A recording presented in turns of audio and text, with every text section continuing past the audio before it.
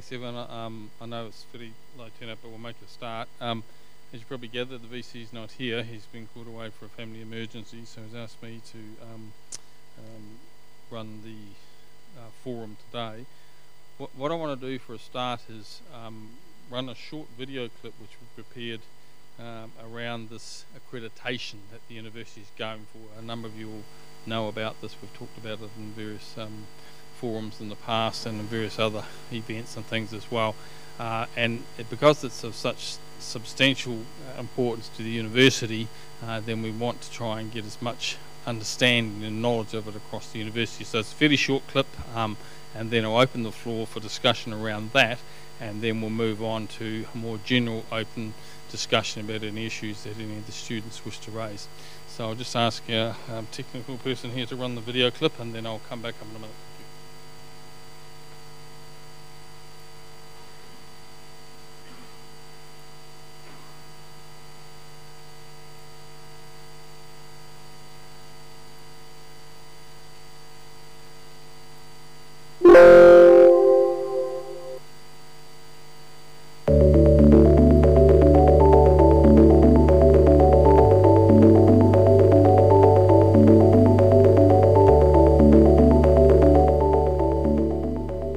The purpose of this presentation is to help the university community understand about our institutional accreditation that was signalled in the strategic plan. The accreditation I'm talking about is called WSC, WSCUC. WSCUC is an acronym. The W stands for the Western Association of Schools and Colleges, and the SCUC stands for the Senior College and Universities Commission. So WSC is a whole of institution accreditation that is provided through this association in the western part of the United States, California, Hawaii, and some international institutions, including USP.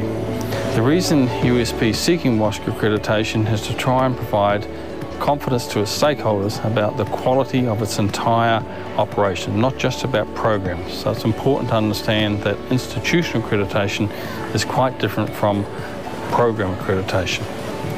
Let me explain why that is the case. They use what they call standards of accreditation and criteria for review. And there's 4 standards. I'll go through each of those standards in turn. Standard 1 is the first standard, stated as being defining the institutional purposes and ensuring the educational objectives. What that means is that whether the university has a mission, sees itself as a higher education institution, and has clear objectives about how it goes about its business. Within each standard, there's a series of what they call criteria for review, which are grouped under various headings. For standard 1, there's 2 headings: the institutional purposes. An example of criteria for review there is this one, 1.1. The university has formally approved an appropriate statements of purpose that defined its values and character. The second heading here is integrity and transparency, and the criteria for review here is that the university has diversity policies, programs and practices. So that's standard 1. Standard 2 is how the university achieves its education objectives through its core functions. So in other words, how do we go about making sure that we achieve those objectives by our normal day-to-day business? Fundamentally, this standard is about teaching and learning. And there's 3 headings here as well. One of them is teaching and learning, and an example of a criteria for review there is 2.1. Programs are appropriate in content, standards, degree level, and there's sufficiently qualified faculty. By faculty in the US, that means academic staff. The second heading under Standard 2 is scholarship and creative activity. So an example here is criteria for review 2.9.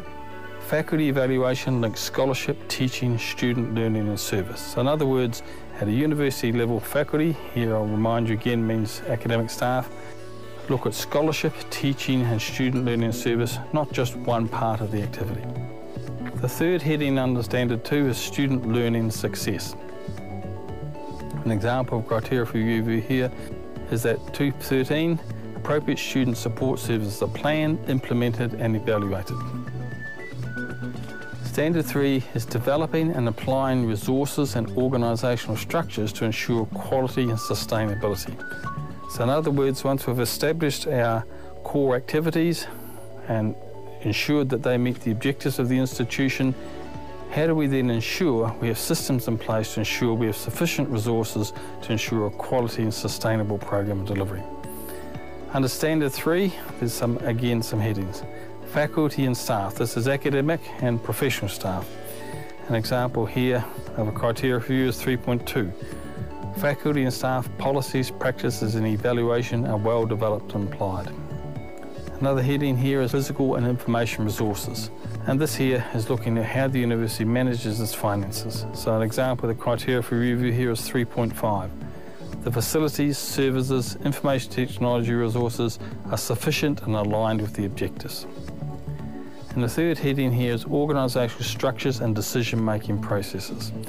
A key feature of this here is that the WASC Commission want to ensure that staff own the curriculum, they call it. So the idea here is that the academic staff themselves, as experts in the areas of discipline such as chemistry, accountancy, law, are the people that drive the curriculum making decisions.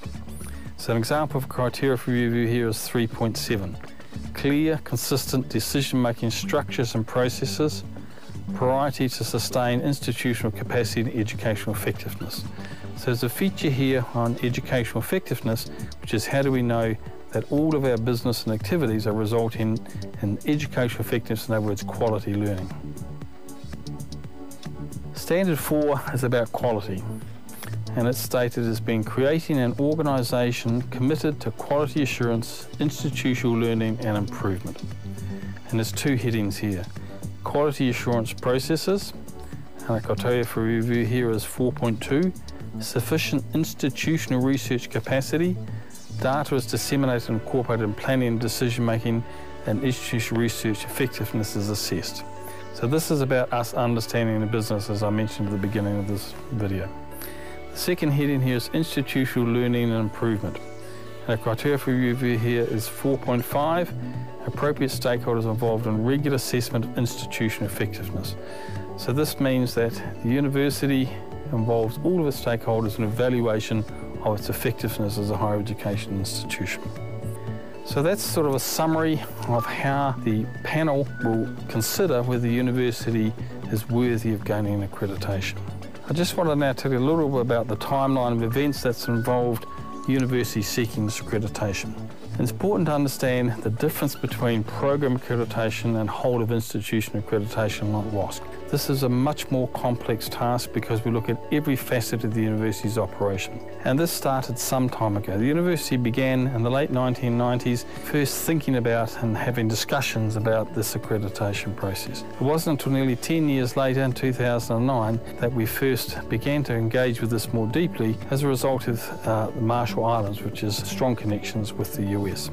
And the university at that time was considering expanding membership to other nations, and one of the reasons that might be helped by WASC accreditation is that we will have a greater sense of recognition of our qualifications and our quality in the US. So WASC has a process where international institutions are required to undergo a diagnostic visit prior to eligibility application. This process at USP began in 2012, but was put on hold for a short time because the university engaged in a further academic quality audit by the New Zealand Academic Quality Agency in 2013. WASC conducted the diagnostic visit in 2014, and the application for eligibility was made in 2015. WASC granted USP eligibility in late 2015. That meant we were now formally approved to apply for accreditation. That accreditation process began soon after and resulted in the university submitting an application for accreditation in February 2016. The university then, in order to improve its chances of gaining accreditation, submitted a self-review report to a mock accreditation panel. And that accreditation panel engaged in a mock visit to the university to try and mimic the processes we go through when we conduct the full accreditation visit scheduled for April 2018. So the current status of the university's accreditation is that we have submitted our full report. We have engaged in a mock visit and used the understandings and learnings from that to improve our report, and that we have a scheduled visit in April 2018 of the full accreditation panel. So what does this mean for staff at the university? After the accreditation visit, the university will receive a report on how the panel believed it meets or does not meet the criteria for review. There's a total of 39 criteria for review. Each of those criteria is examined with our evidence, and then from that the panel makes a judgment as to whether we satisfy that particular criteria. We can satisfy the criteria in one of two ways, by what WASC refer to as substantial compliance or minimal compliance. Minimal compliance is where there is evidence that the institution understands the principles and intentions of each of the criteria of review at a sufficient level to support continued development. What that means is that we have an understanding of the criteria of review that is shared by WASC. We've made some progress in addressing those criteria, but we're not fully meeting those criteria. Commonly here at this level, then the key leaders, managers of the university and leadership positions, understand the concepts, but other levels of the organisation, such as the academic staff or professional staff, don't necessarily understand those criteria and don't understand what WASC is all about in a way that is consistent with the leaders' views. So that is a reasonable position in that the university is fairly well set up and has understood the criteria and has got some good processes in place, but it's not shared across the entire institution. The second outcome is substantial compliance. If the university gains accreditation, then it must demonstrate substantial compliance for each and every one of the criteria for review. And that means the concepts, the intent is understood, articulated clearly right through the operation of the university, and is thoroughly and widely understood across the university. And understanding the concepts is then held at multiple relevant organisational levels. In other words, everyone in the university understands what WASC accreditation is about. When the accreditation visit occurs, WASC have a very detailed schedule of who they will meet. And consistent with the notion of minimal and substantial compliance, they will be looking to see whether everyone in the university understands the university systems in the same way the university leaders say they do. So what WASC does, they will meet senior leaders, people like the DVCs, the deans, the associate deans, and they also meet staff and students. And they're looking here to see whether there's a shared understanding and a shared view of quality, of outputs. So in summary, the purpose of WASC accreditation is to provide confidence to all of our stakeholders that the university has at its heart of its operations quality across every aspect of the university's business. The important point I made just recently when I was talking about substantive versus minimal compliance is that this is a whole of institution commitment. So it means not just the senior leadership team driving this process, but all of the staff, students and stakeholders of the university committing to quality. And that's why the university is seeking this accreditation. So we need the support of all the university community, staff, students and stakeholders to ensure that we do our best to achieve this accreditation. Thank you.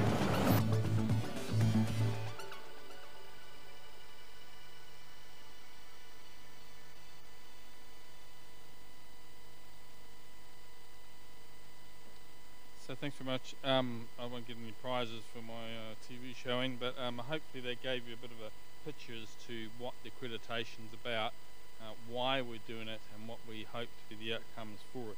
So as I mentioned at the introduction, then I'll just open the floor if there's any queries or questions about the accreditation and the process involved in that, and then once we've finished that, then we'll move on to the open forum, VC's forum more generally. So just a couple of points before I open the floor.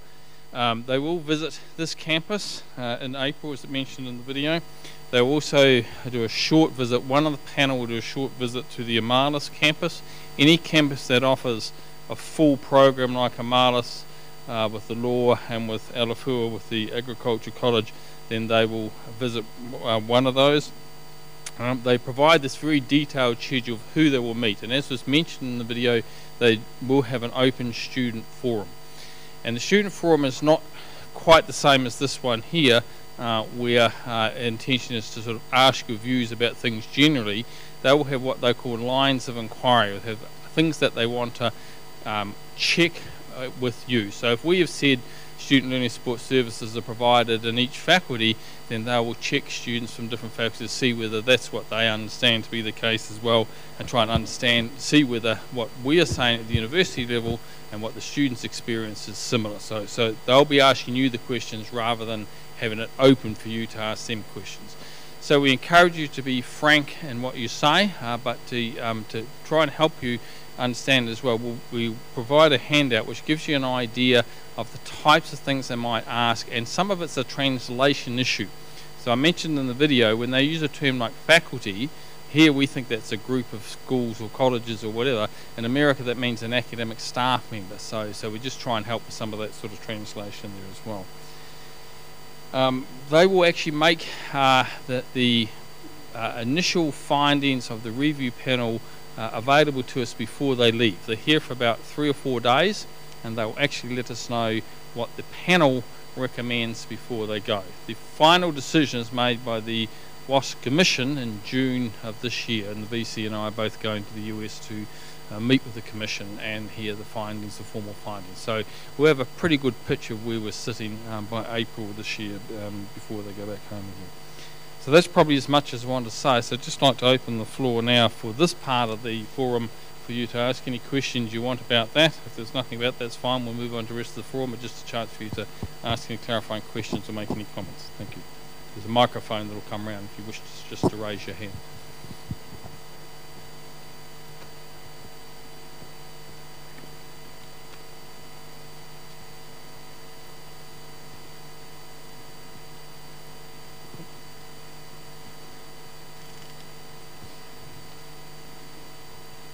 Okay, if there's nothing, that's fine.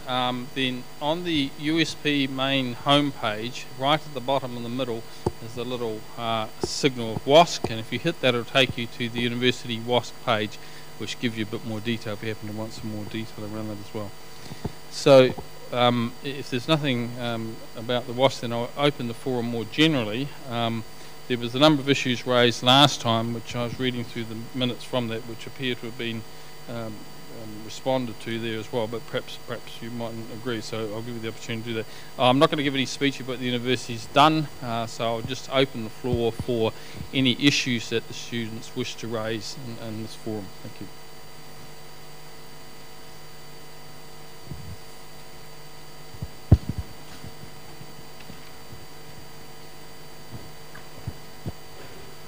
Thank you, DVC.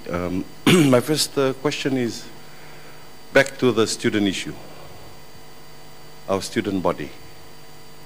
There was a lot of things said in the last VC's forum, but nothing has reached us in terms of what, where, and the direction that the university is going to take. That's my first question. Thanks. I'm just looking here in the notes. There was the issue came up around the election and the accounts, correct? Is that right? Yeah. Do we have USP SA here? Anyone from USP SA? In relation to the elections, then my office had offered to help USP SA conduct the elections, but the VC said he didn't want that. He said he wanted that to be done externally, and I think he suggested they contact the elections office. Since there doesn't appear to be anyone from USB SA here, then if you do you want to, is that the two issues, the election and the accounts? Is that correct? Okay. So then what I'll undertake to do is to write formally to USB SA and seek a formal response on that, and then communicate that to you.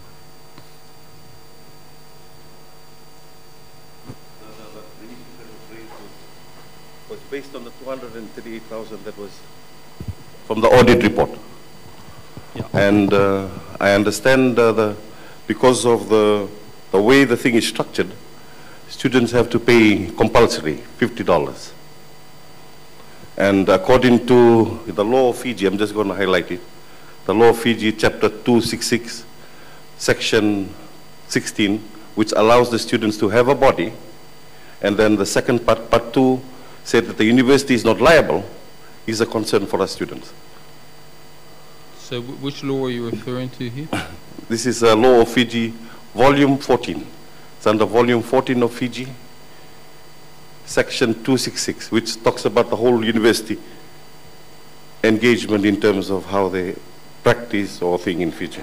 Okay. That's my concern there. Yep, okay, thank you. I might ask the executives for finance to comment, but I'll give you my understanding here if I'm wrong. If you're talking about the general service fee, is that what you're talking about? Yeah, that does not all go to the student body. What the university does, it collects a general service fee to pay for a variety of student services, and then a portion of that money is given to USPSA to provide some of those services. Have I got that right, Porter? Is that correct? Is that correct? All of it.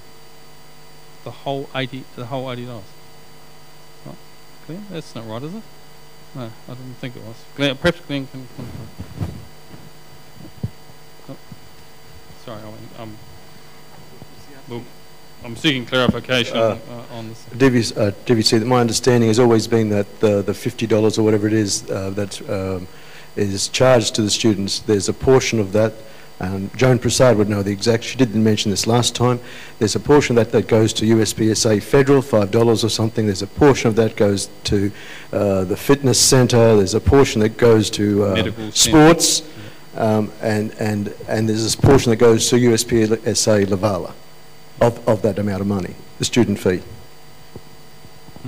Oh, John. And so does the medical, does that come out of that, or that's separate insurance? No, that's separate. Yeah. Joan. So just asking Joan from finance. Confirm we're correct. Is that correct, Joan? Yes. $10 goes to the CRC gym facilities.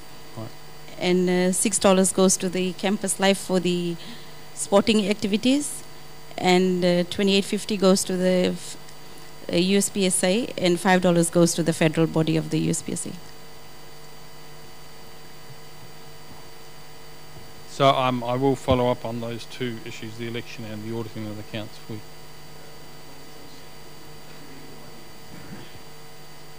By the student USPSA, yeah.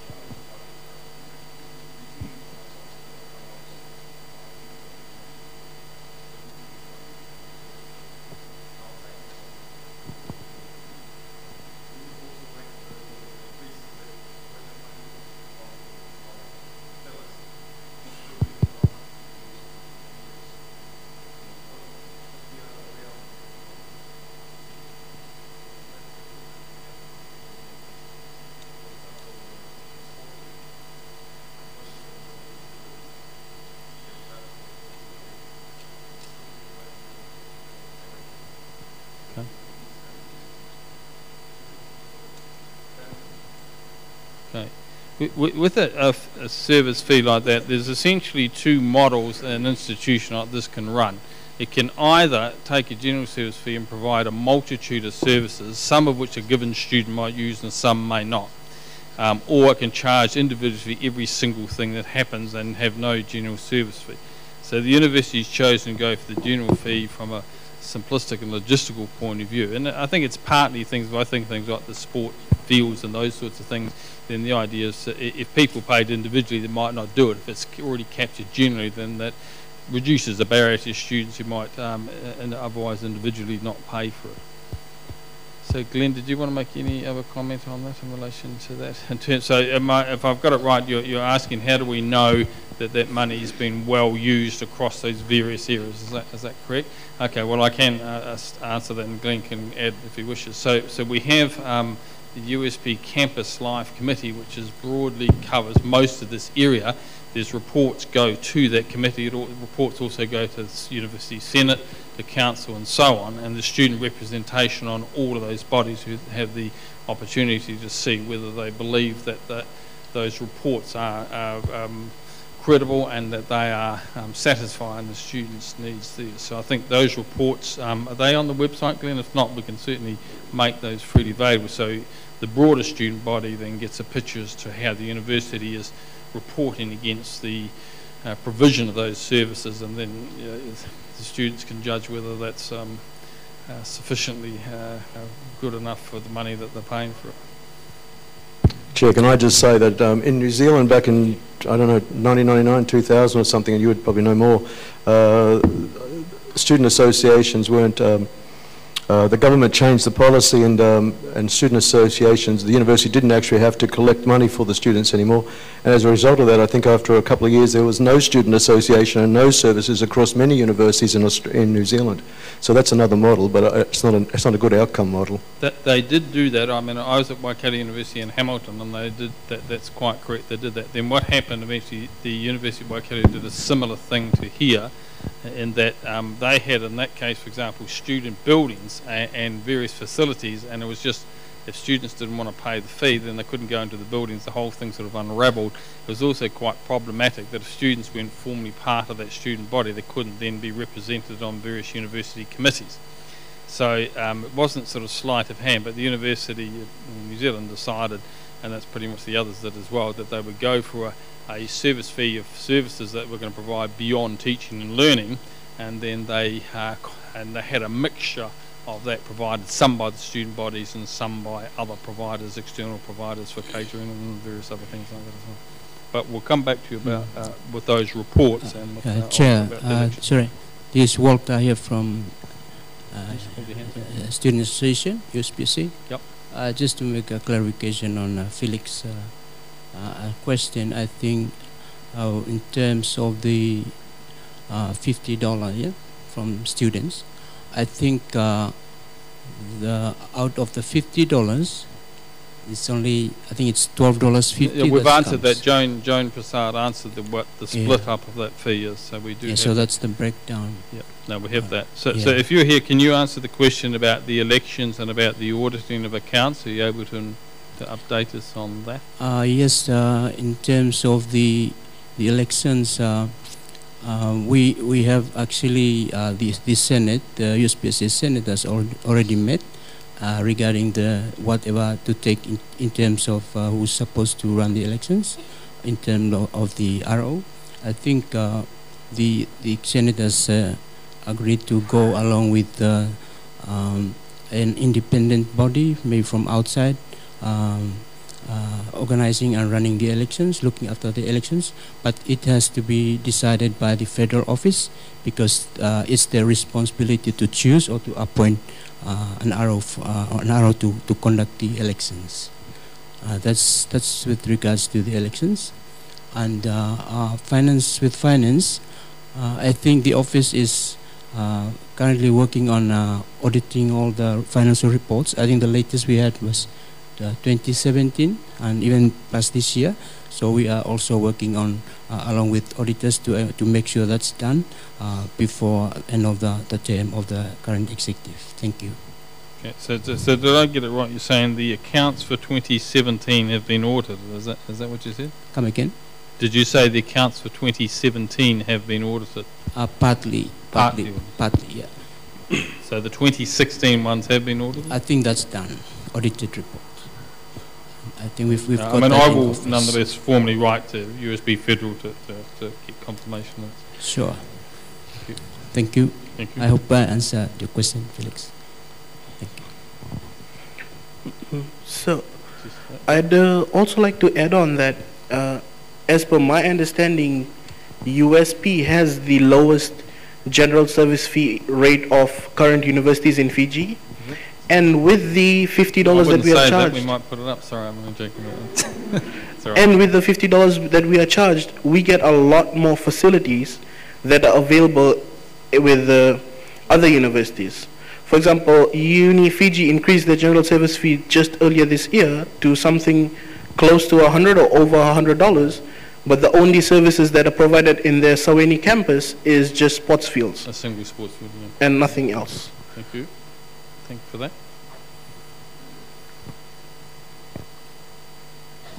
Any other issues people wish to raise?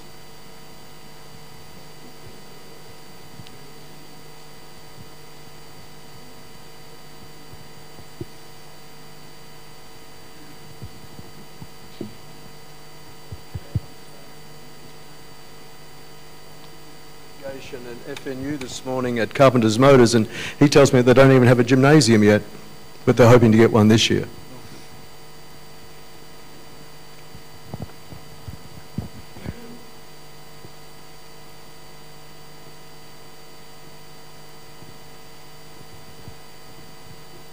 We must be happy, aren't they? So, yeah.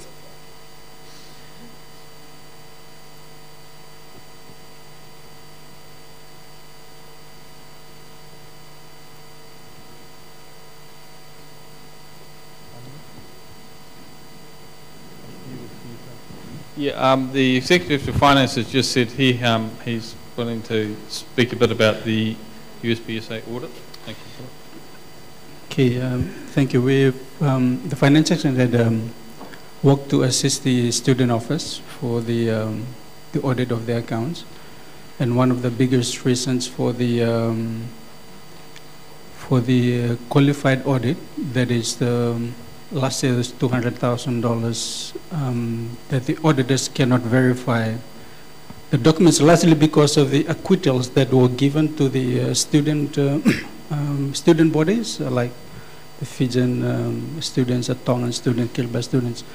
That has a huge gap, that the students who are taking the money for those social activities are not retaining and acquitting it, and that therefore the documents are not in place for the auditors to verify.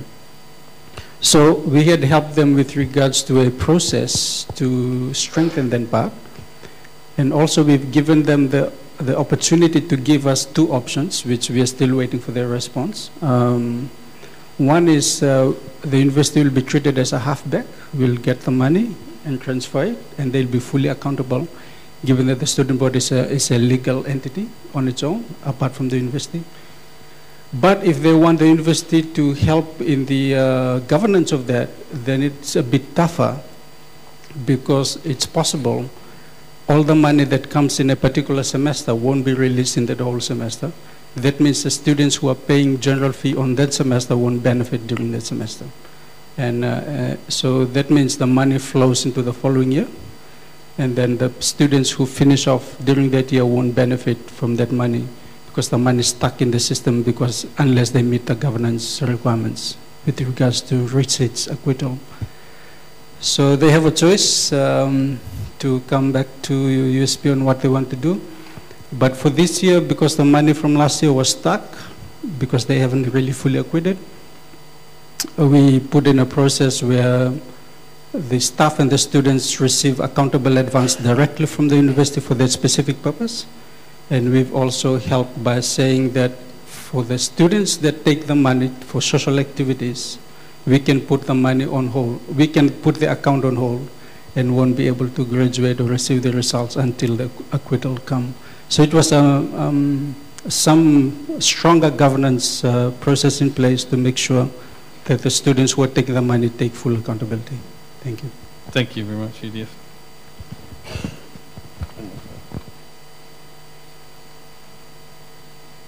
Any other issues or queries people wish to raise? We'll just bring a mic.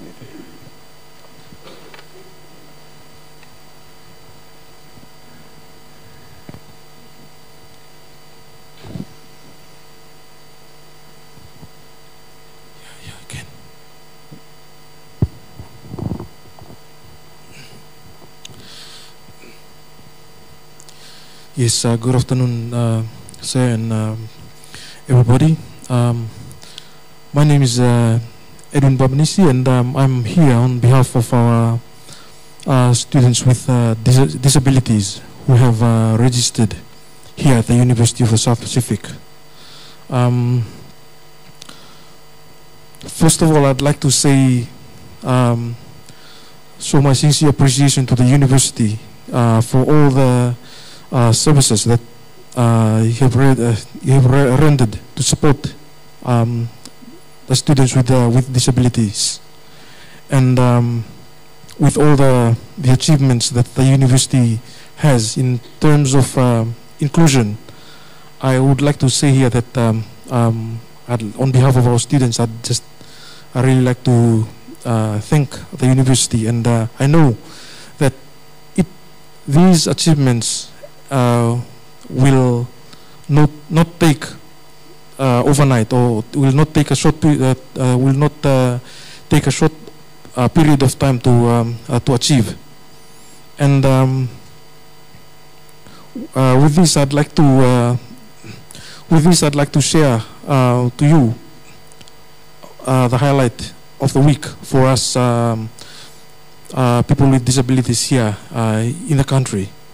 About 2 days ago, on Monday, there was a bill that was passed in the Parliament, and this has now, I believe, this has now become an act, and it's the Disabilities Rights Act, and this was passed 2 days ago, and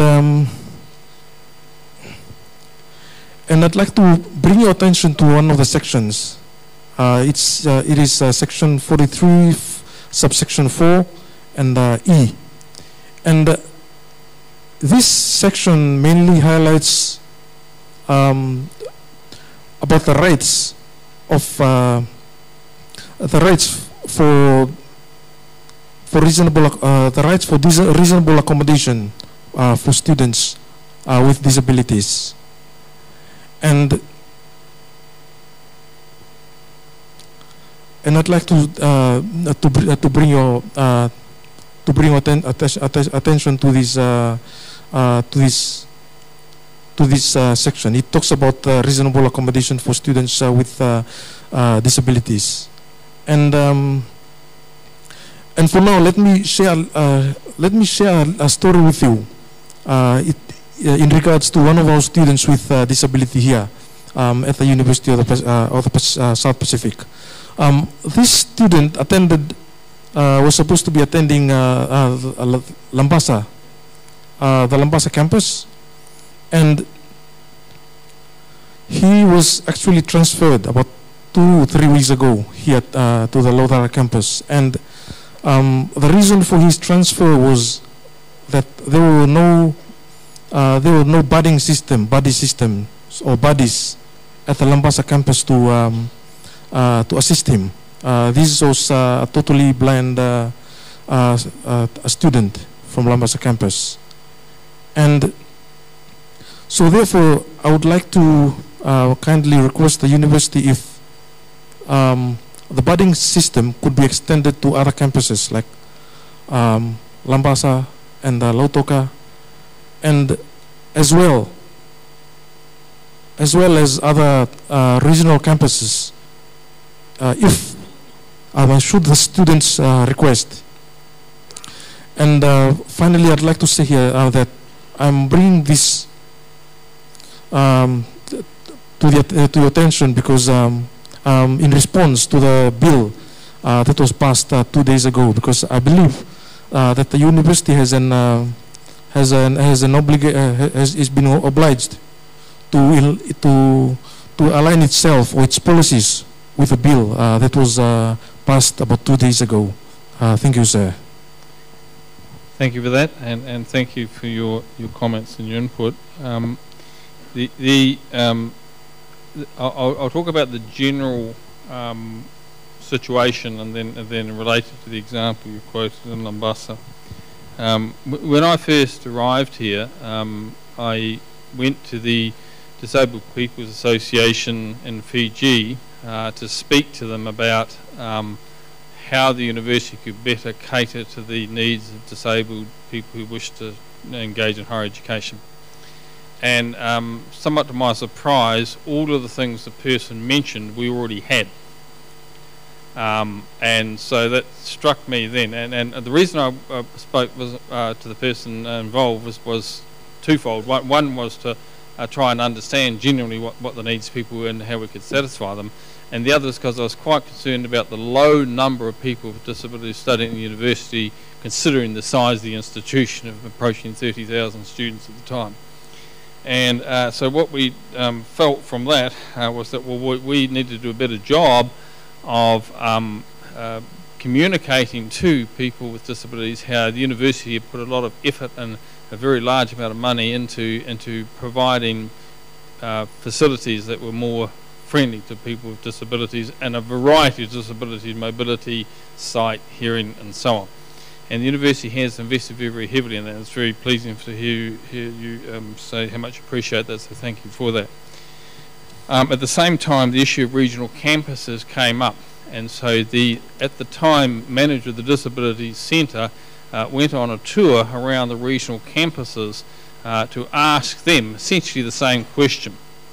And the issue, as you might imagine we have, is that to replicate software, physical facilities, deaf translators, people with sight issues and so on, then is quite problematic when there might be, say, one student, I'll make it up, say Tonga for example, and then the following year there's none. So do we hire somebody on for a short period of time and then they go and so on? So we were trying to see what was workable, what was manageable, and that preceded the legislation you spoke of. And somewhat to our surprise, when the manager came back, she said the feedback from the campus was universal, that they wanted to come to Suva. And what they wanted us to do was create a very vibrant community, a very user-friendly community and facilities here for people with disabilities in the one place where people could interact with other people with disabilities, interact with the broader community, and have in a single place state-of-the-art high-end facilities for everybody. And so we acted upon that advice, and then it occurred to us that, well, that might sound good, but how would those people be able to get here? So we went, and Executive Director of Finance very kindly in a late request allowed us to access a substantial amount of money to provide scholarships for students with disabilities from around the regions and from essentially from outside Suva. And so we had one cycle of doing that, and it didn't work terribly well. We were told at a student forum in the past that we'd left it a bit late. So we didn't get a very good uptake in our first cycle of offering scholarships to students. And what the feedback from the forum was that the students needed more time. I think Glenn will correct me, I think 4 or 5 months. They wanted lead-in time to do that. So that's what we did this year, and we, was it 5 scholarships, Glenn? We handed out to students, including this person from Lambasa. And so that query came up when we offered these scholarships. We then, sort of after the event, this student said, well, they wanted us to provide the facilities up there. And we said, well, our model has changed, and it was a model of, instead of doing that, at the request of the people in the regional campuses, the model was to provide all of the resources and facilities here, and to facilitate people being able to come here by providing scholarships which cover all the costs associated with coming here. So that's the university's position at the moment. If we were to try and replicate the facilities and resources here across the campuses, we would inevitably not do a good job of that, because it just would not be workable. And so our notion of a reasonable accommodation is that we provide access to higher education using the model that I've just described. And I'm sure EDF will be willing to continue to support us, putting on the spot, and providing scholarships. The university is very keen to help support students with disabilities studying here. And so it's every time, the university's been wonderful, every time I've asked for money to support student disabilities, they've come to the party pretty well every time. So I think I'm confident that we'll be able to get further funding to support further scholarships going forward.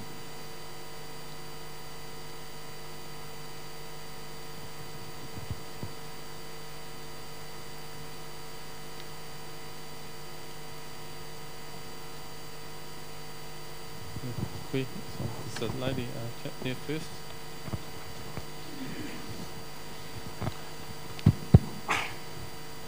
Nisa Pulunaka, South Palawa. Hi everyone, my name is Lole. Second year student, regional survey from Samoa. First of all, before I say anything, I respect everyone here. I'm not going over boundaries or anything. I'm just a student raising issues. As I said before, I'm a second year student. I'm staying in campus. My issue is concerning about the accommodation.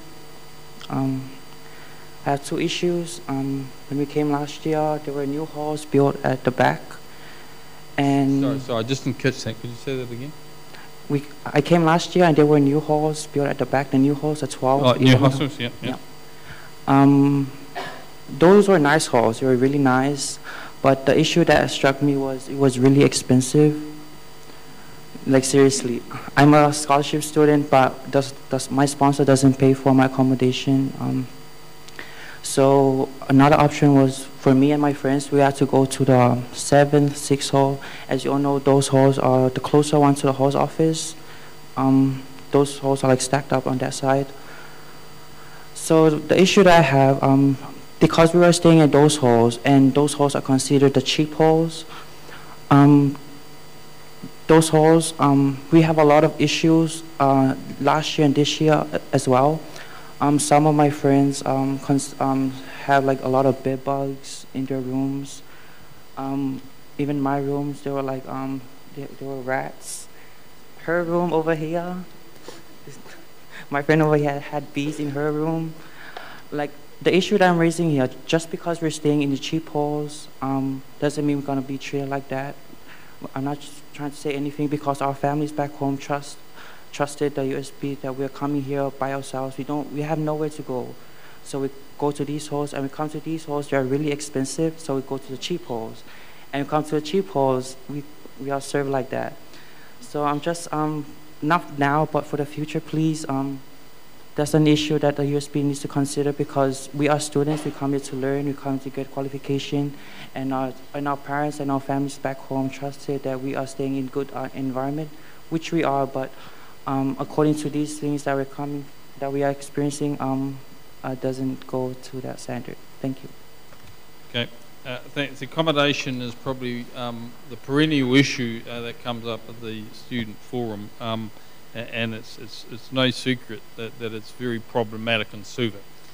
Suva's got some of the highest building costs around the place, and so the university went through a period in its early establishment of providing accommodation for students, and that is reflected in the age of some of those buildings, as you mentioned.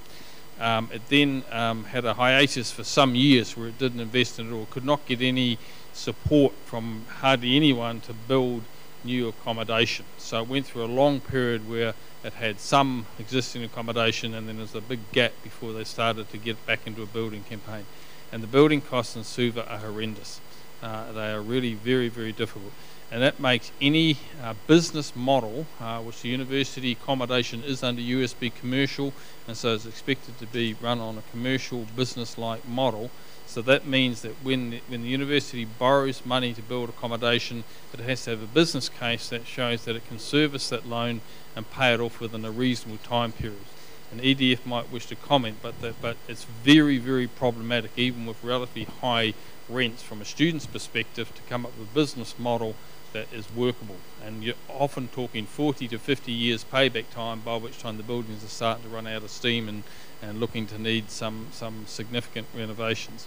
So the students have typically complained about the cost of the new accommodation, but that's reflected in the business model that was necessary in order to get council approval to build that, and to get approval from loan bodies that would loan us money in order to do that.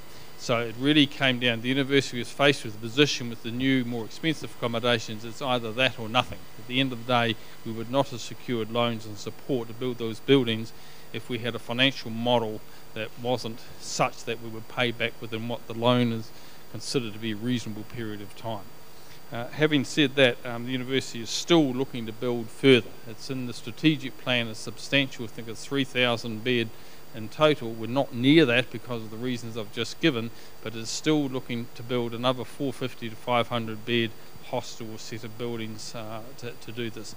That is proving very, very problematic because of the payback time and the amount of money the university need to borrow in order to build that. You're talking somewhere in the region of $20 to $30 million minimum, and that's if things go well and go on time and go on target, which they seldom do in Suva. It's a very competitive market for building here, in the sense that the university is competing with other people who wish to build buildings, and there's a lot of commercial money there, so it's very, very difficult to manage that. So the university decided to go ahead with its building campaign despite those difficulties, because, as you had said, the alternative was virtually nothing. Students have to fight for whatever they can get out in the off-campus commercial sector, and a lot of students didn't want to do that as well.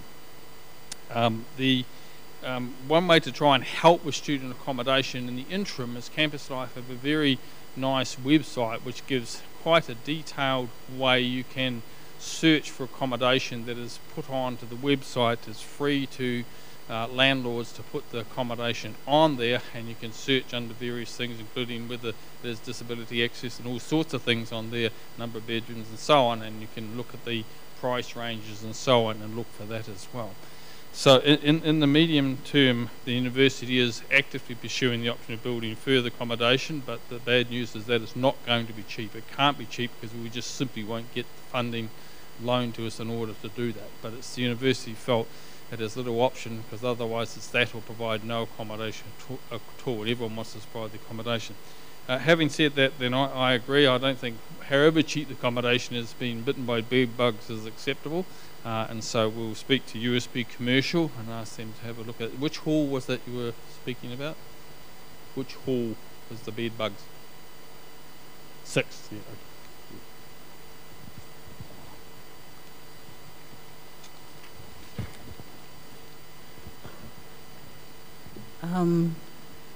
Chairman, I thought I should just say a few words here about the bed bugs and the cockroaches. Yep. And the rats.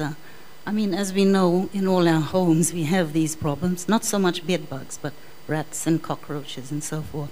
So it's all about housekeeping. That does help, you know, as long as food items are not left lying around, that'll attract those pests. And bed bugs is not something that was there in the first place. It's brought in to the bedroom through many different ways. And even through, we have found out through luggage, you know, coming through the airports and so forth. And we have been trying our best to keep these things under control. And I just wanted to let everyone know that we also have bed bugs and rats and cockroaches in the new halls. Thank you. I'm not sure that's reassuring, but I take your point. we have a cat we can loan out if you like. That helps with the mice. But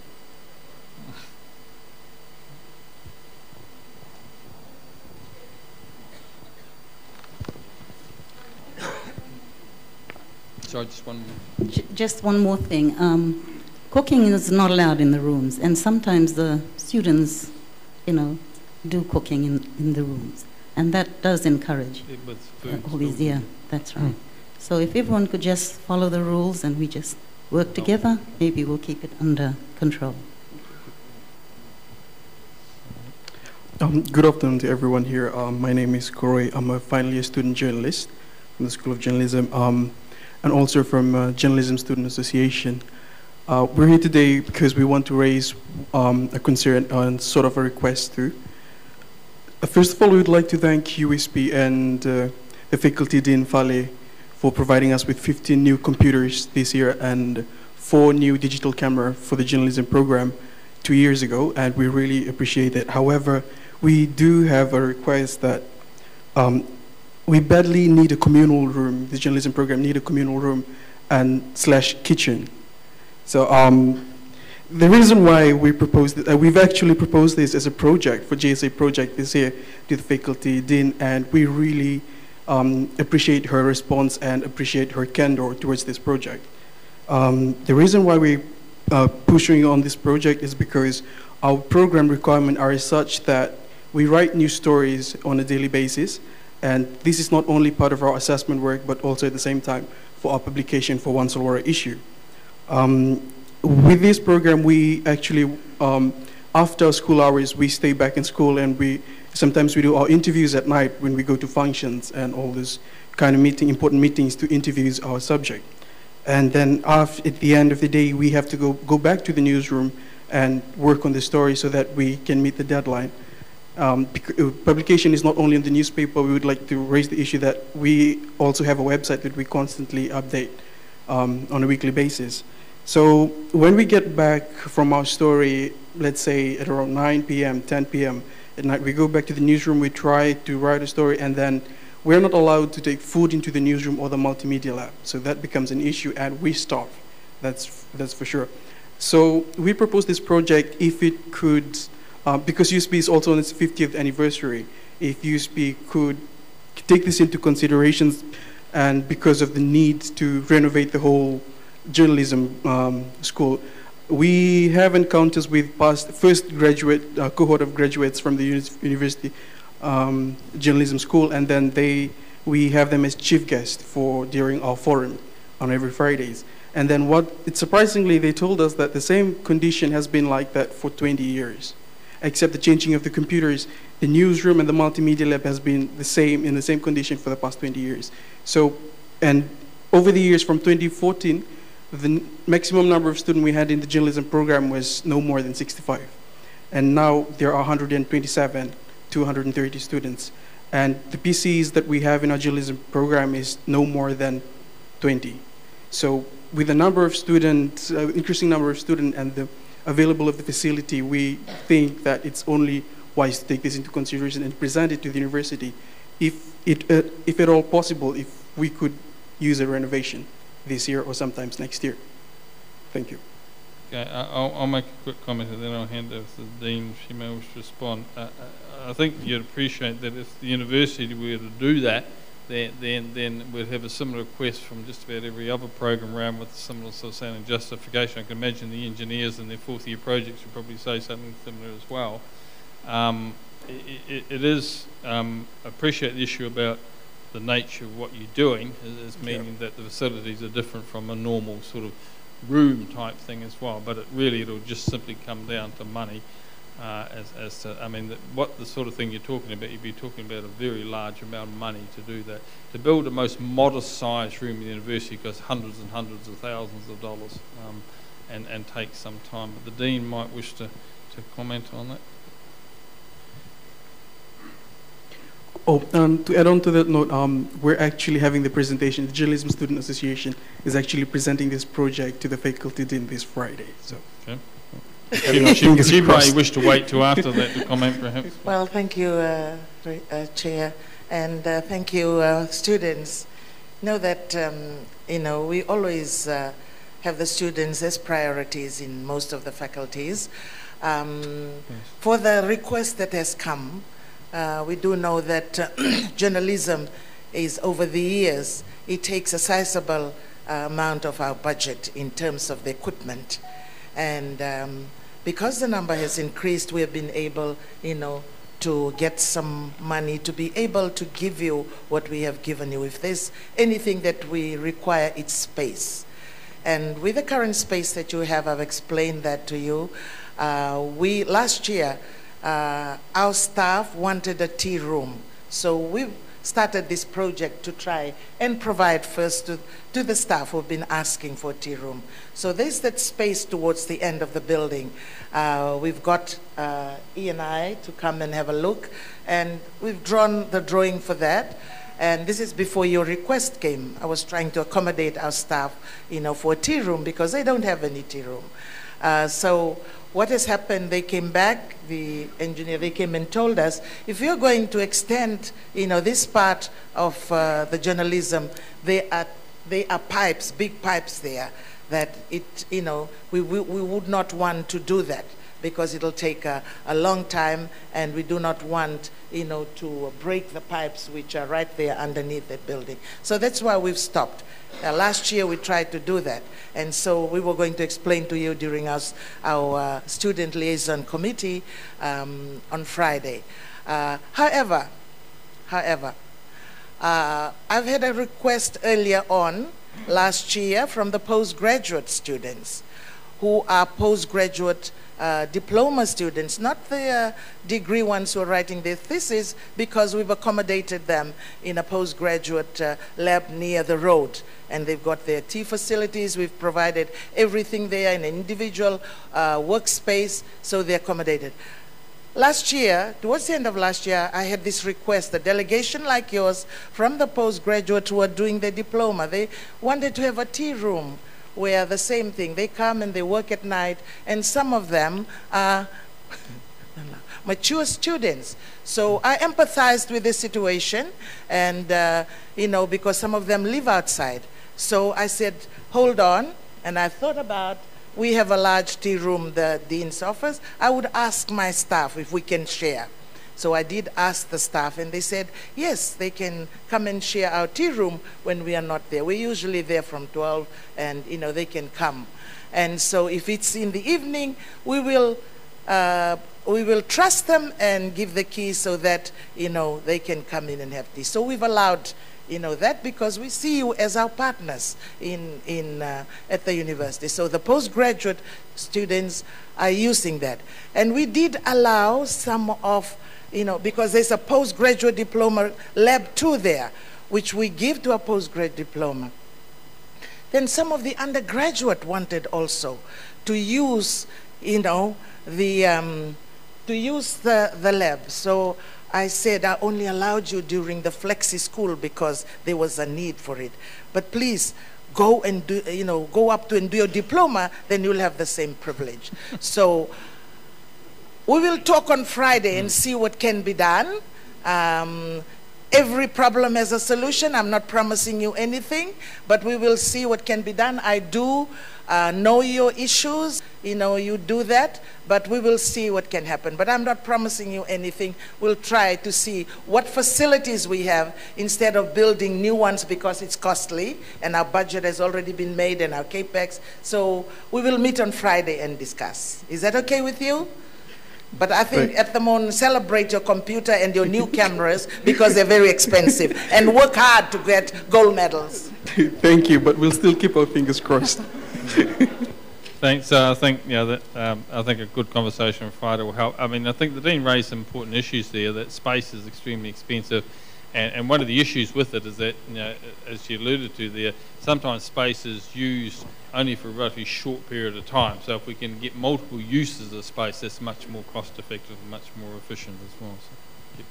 So she'll respond to you after she hears your full case on Friday. Thank you. Okay, thank you. I'm Tony from Solomon Islands. I'm a PhD candidate with the FBA. I'm asking about, my concern is about accommodation but outside of campus. And I've seen the problem over the past few years. We have been, we have a hard time as students renting outside, especially with costs and the increasing costs. There were cases, especially this year, where we have seen house rentals doubled. And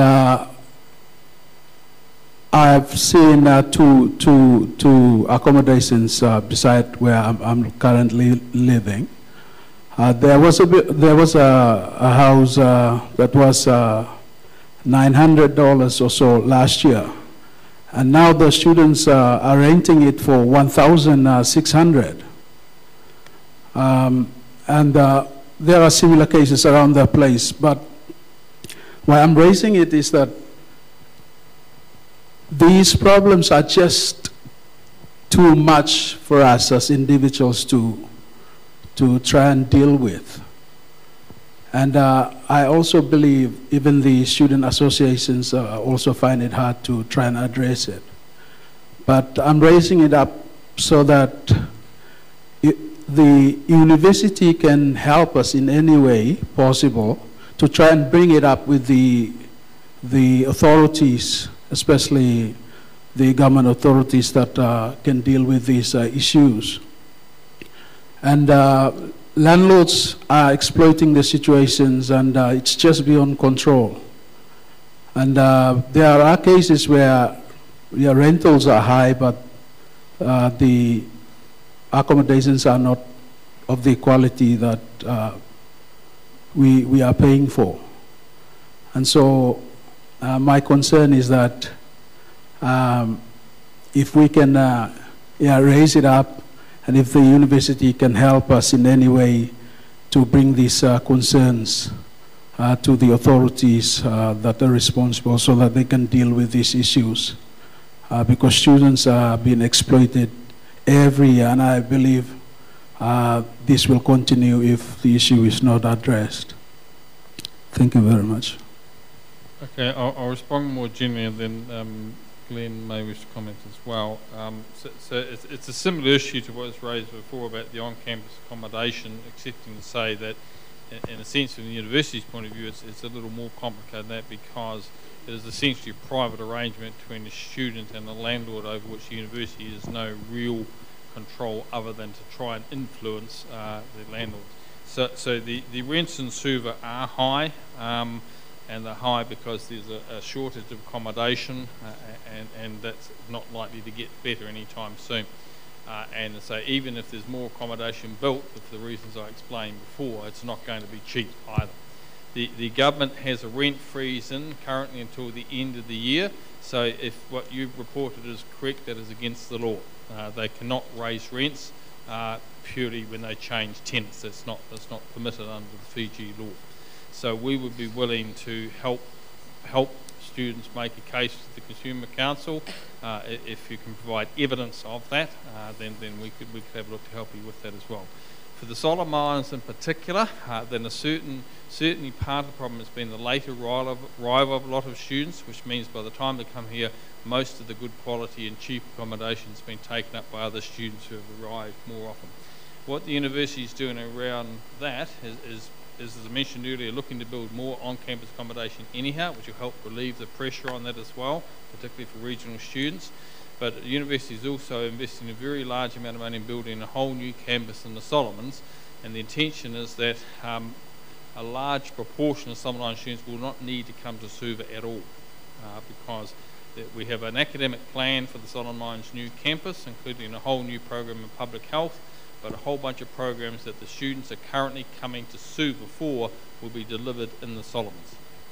So that's the sort of medium-term solution to that, and I'm not exactly sure where they've got to in terms of building that campus, but it was scheduled to be open next year. Is that still on target? Yeah, so I think the other thing is the website. So I had a look yesterday, and there's still reasonable accommodation on the website at reasonable costs on the website. So perhaps we'll circulate. Glenn, could we do a circular today or tomorrow for all staff, all students, to hone you into the website so you can go in there and have a look and see what's there as well.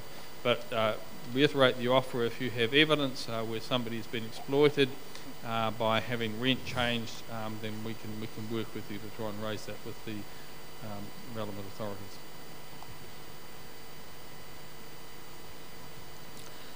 Thank you so much, VC. Back to the issue on the accommodation from that someone guy, and which has been argued by the woman sitting in front. And I want to say is that she said that bed bugs and those other pets that inside the room those other pets that has been brought in. So my issue is that we are not the only one who are using the room. There are some other students using the room for the past years, and we are here to use the room for this year. And my issue is that rather than you arguing on those issues, what about you just solve the problem? So to be honest, we are human beings. We are the one who want to stay in the clean environment. We are not an animal to come, and we pay the fees, the hostel fees, and you have to provide us with a hostel which can meet the standard of us, because we are here for main purpose, which is education. Thank you.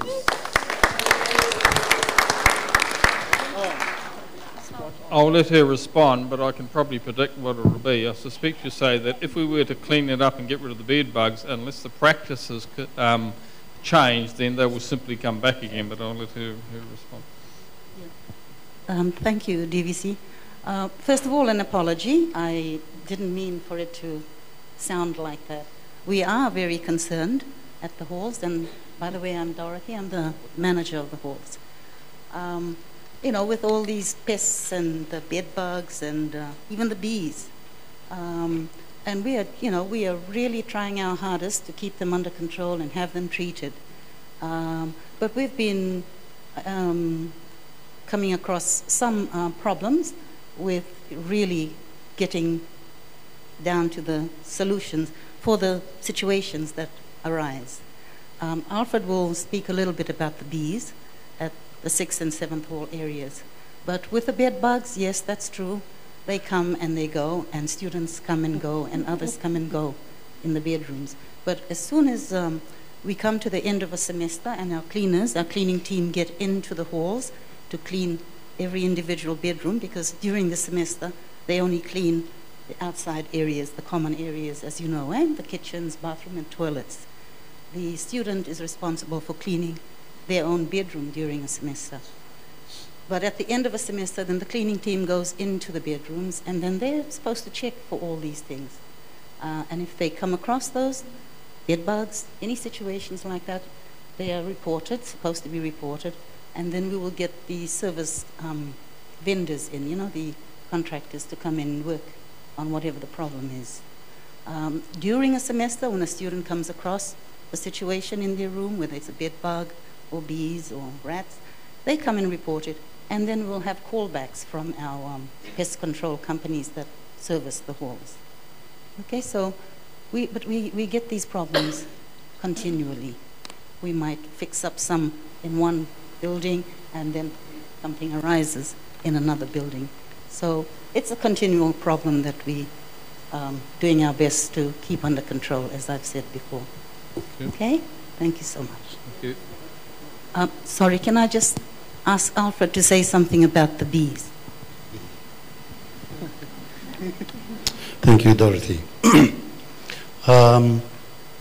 With regards to the bees that we have in the halls, as we are all aware that honeybees, they follow the queen bee around. And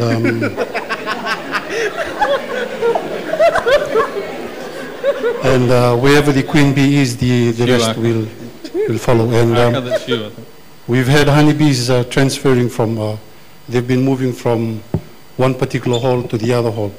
And the difficult situation that we have at the moment is that we've been trying to get contractors to put up scaffolds, because with policies, rent-to-kill policies, they cannot climb ladders and operate more than 3 meters. So for that to happen, we needed to put up scaffolds. And we've been trying to get contractors to put up scaffolds, but we've been having a lot of difficulties. And to put up scaffolds, just to get a hornet's nest down or bees treated, it ranges close to about 2,000.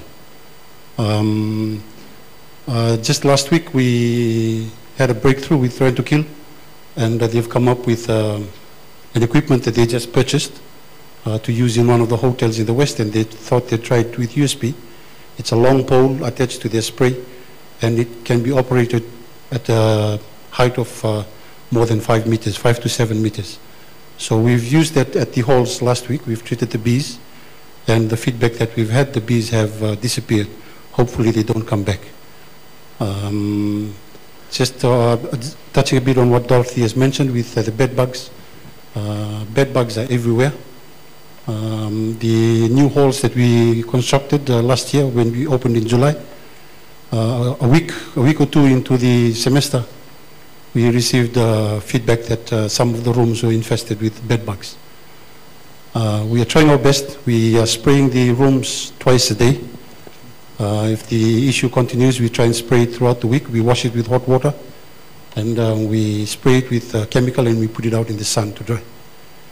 Like she said, we are trying our best, and if only the students could adhere to the policies that we have in keeping their rooms clean, I guess we can work together in keeping the rooms clean as well. Vinaka. Thank you.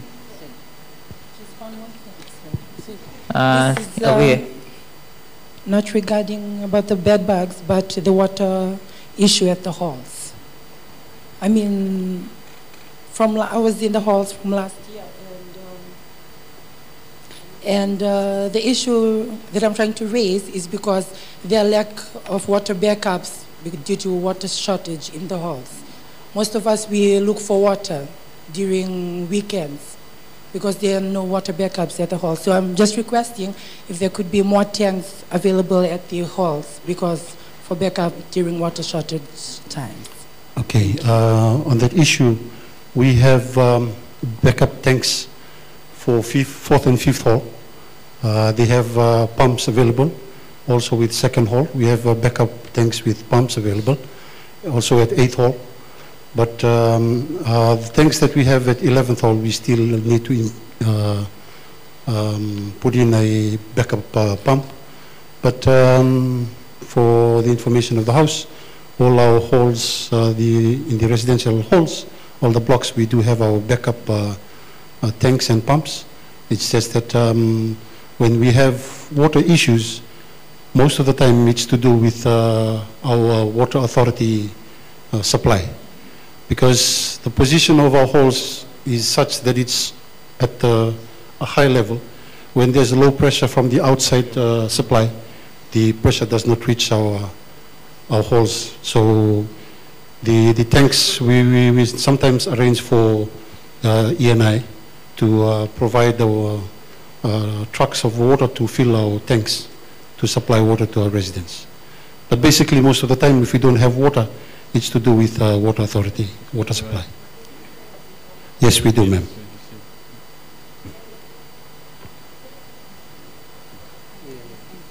Yes, so I have another response.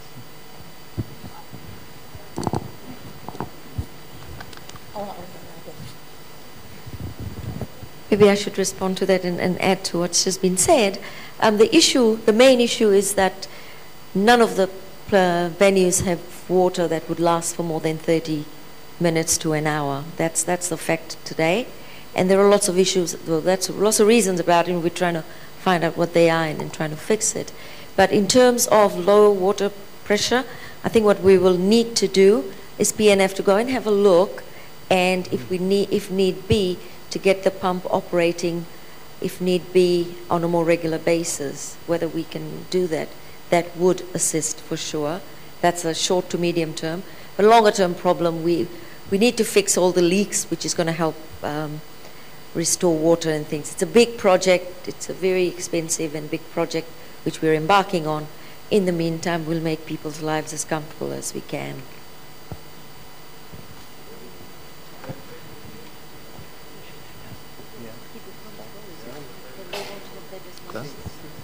Good afternoon. Good afternoon, sir. I'm here this afternoon to raise an issue that has been bothering me for the last few days. And the reason I've decided to bring this issue into this forum is because I have not received any response to my emails. In January, I had applied for a restricted pass, and I was assured by the manager assessment that I need to complete my summer flexi, and if I pass that, according to him, I should be okay. I successfully did that. I then emailed him back about the result, but I have not received any feedback from him. I emailed him twice. Graduation is next week, and still I have not received anything. That is why I said it has been bothering me for the last few days. So, have you got your flexi school grade? Yes, sir. And you, if I understand you correctly, you said you put in a request for a restricted pass in January, is that correct? Yes, sir. To the faculty? Which faculty?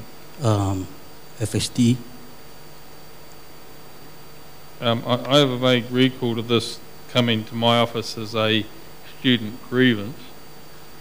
I don't know whether the Dean can recall the case or want to speak about. I'm not sure it's very appropriate to talk about an individual case on this in a public forum, but we can, say what you can. Yeah, we'll certainly go back, and if you can just give me your details straight after this, and then we can just come back and see where the hold-up is. But yeah, that's right. But I mean, just for clarity, the attribution of restricted pass is not the businesses of SAS, it's the faculty decision, because there are rules around restricted passes, but it still comes down to the faculty looking at it and considering within the regulations that permit it whether restricted pass is appropriate or not. There's no automatic right to a restricted pass, it's an academic decision made at the faculty. My apologies. So he may well have indicated that you will be good to graduate if you finish that flexi school and the restricted pass is granted, but it's not his business nor his role to award restricted passes. That rests the fact. So the Dean's undertaken to talk with you after this and have a look at the. Thank you, sir. If there is a my delay in apology that, for raising this issue here. to try and clear that up. Good afternoon, everyone. Thank you, sir, for firstly this opportunity. I have an issue. So just mind putting your hand up. It's a bit hard for me to see. Yeah, over here. Yeah. Thank you very much. Yeah, that's good. Might be looking in the I wrong was direction. trying to use for a while now. I'm a student here, of course. I live in Tamuva, and this is the issue that all the students it affects all the students.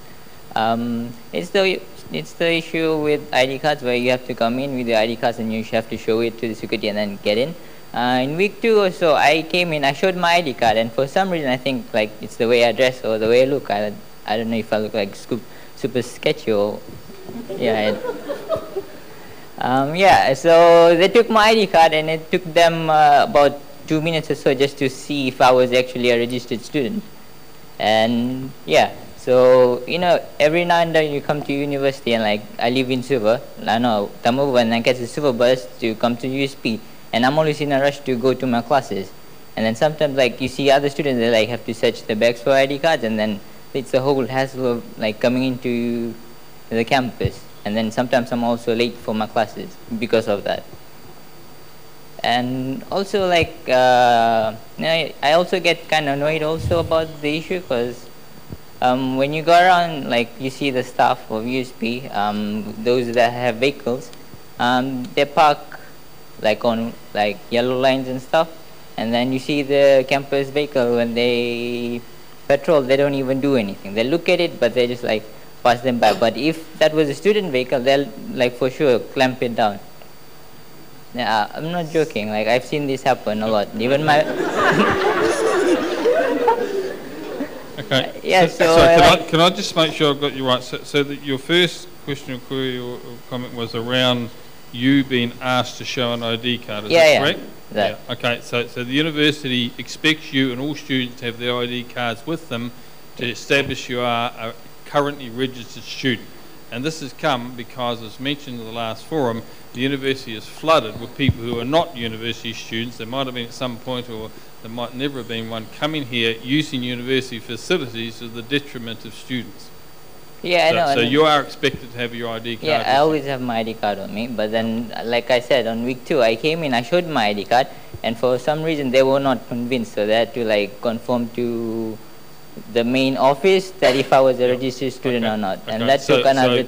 So what is happening now is the SAS have done a trial of an app with little tablets that the security guards will have with them, and they'll be able to very quickly ascertain there without having you or anyone else to go anywhere to see whether you are a bona fide student. So that problem will be solved. Yeah, and also if they don't just be harsh on the students, and also look at the staff and not just put a blind eye on them. Because you see, I know there's not a lot of parking spaces, but then the staff, they park on yellow lines and so, and these security, they don't they're not doing what they're supposed to. They just look at it and they just drive off. I agree, and I'll ask the Chief Security Officer to respond to that, but I've made myself very unpopular with a whole bunch of people, staff, visitors to campus and public, accusing them, or not accusing them, confronting them for doing exactly what you're saying.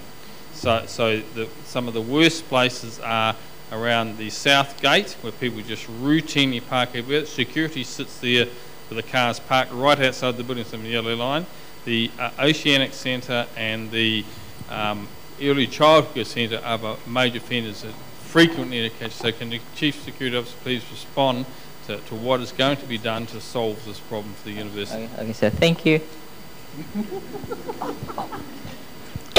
Thank you.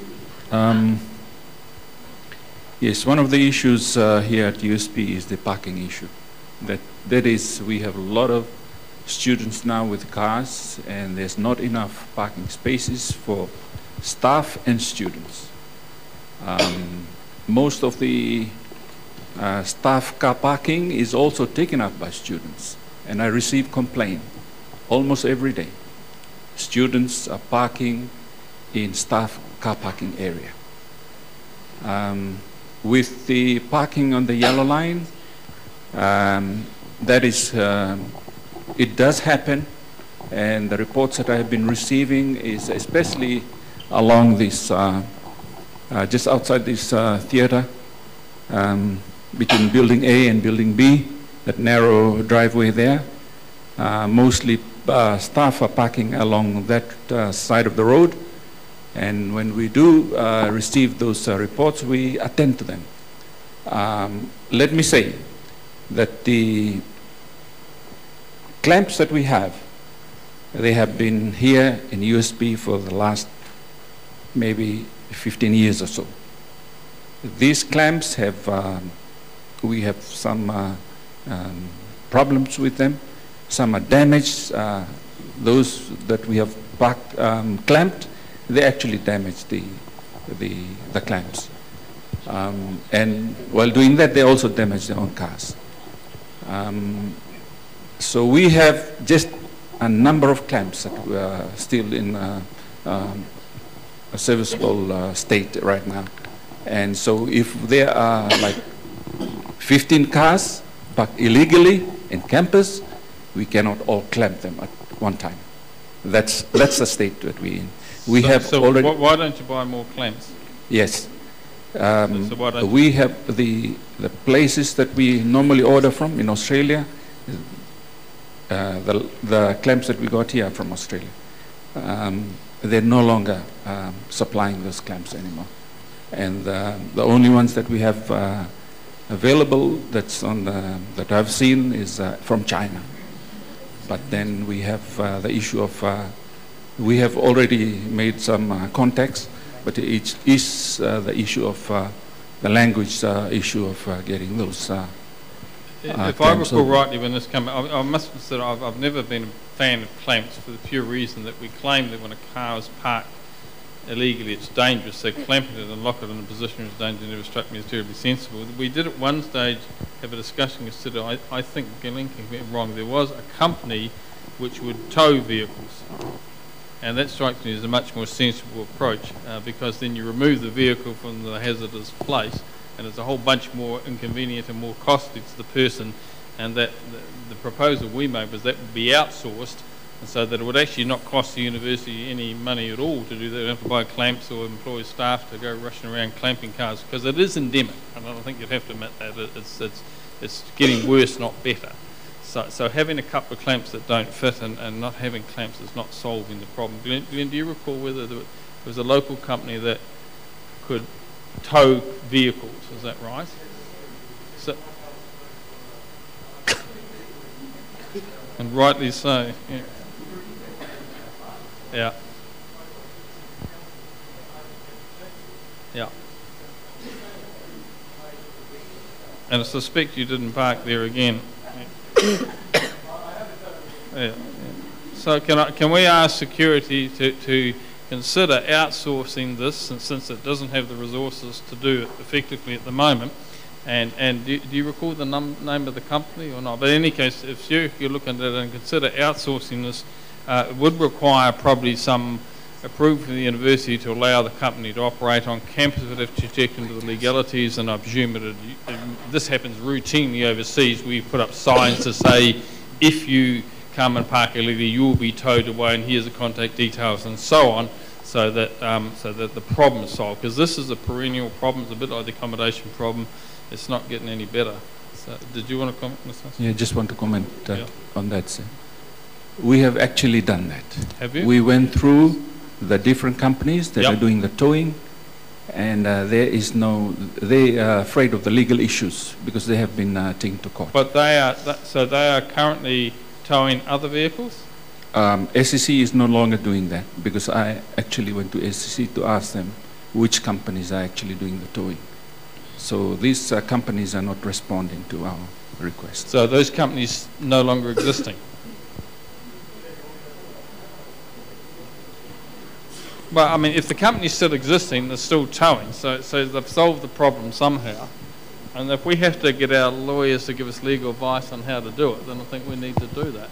But it's routine overseas, and you get your car towed.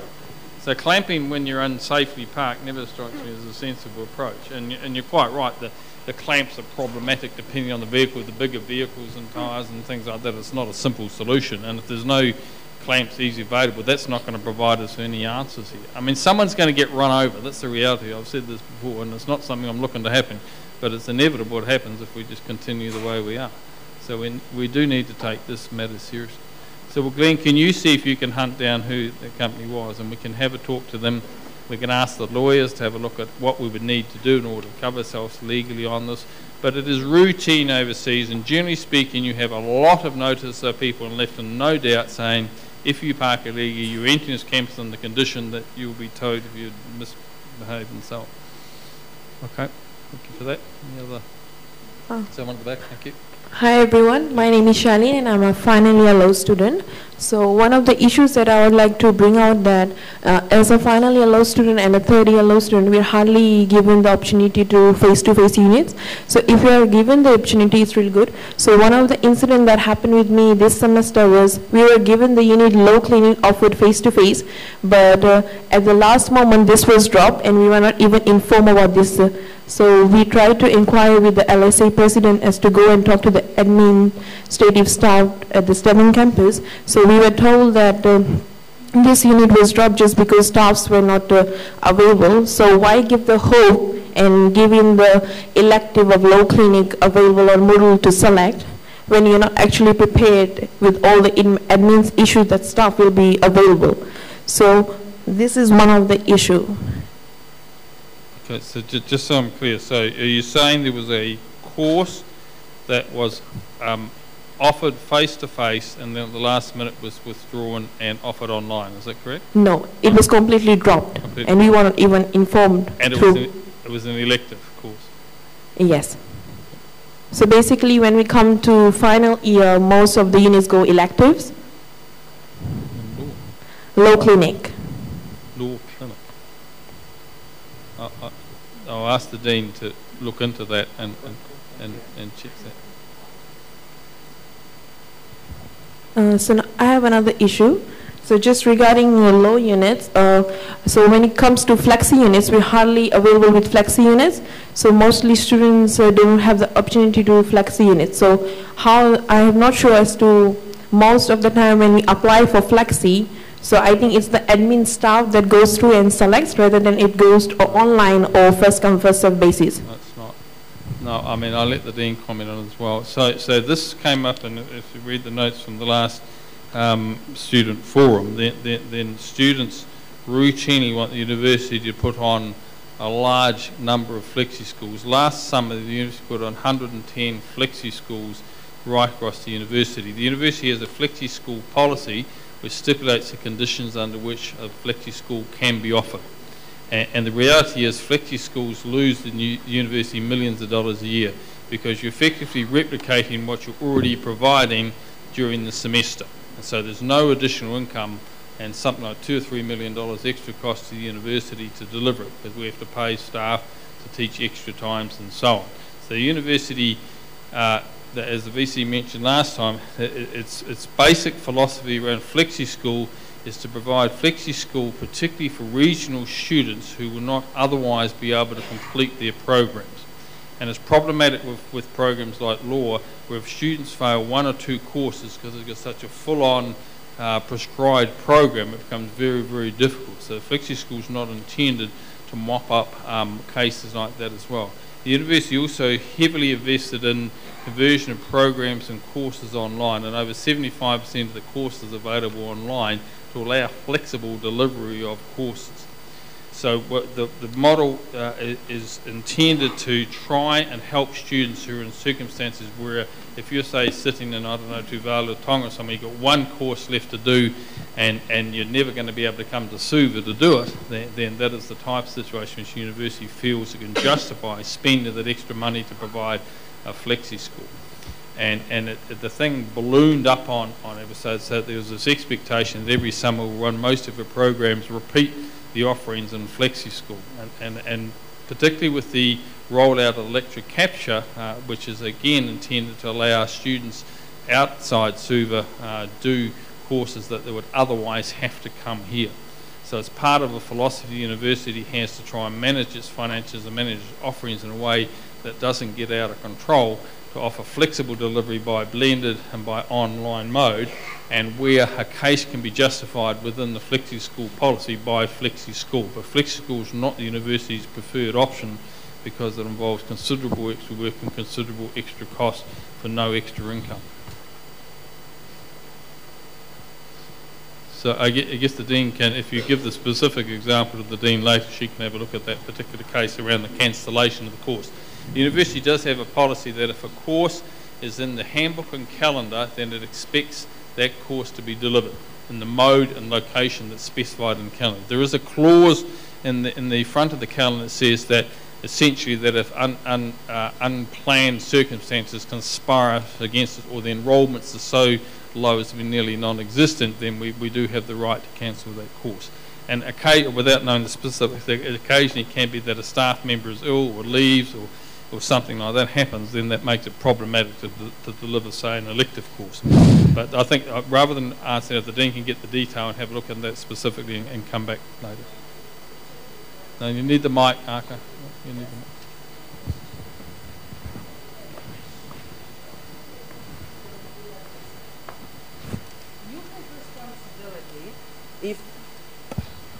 I just want to say this. When you have an issue, don't leave it till the assembly or till we're having exam tomorrow. You take responsibility and you write or you go, we have the law campus here and we have a manager, right? Or you come and see me and we will see what can be done. And that is taking responsibility. Because if you leave it too late, nobody is going to benefit.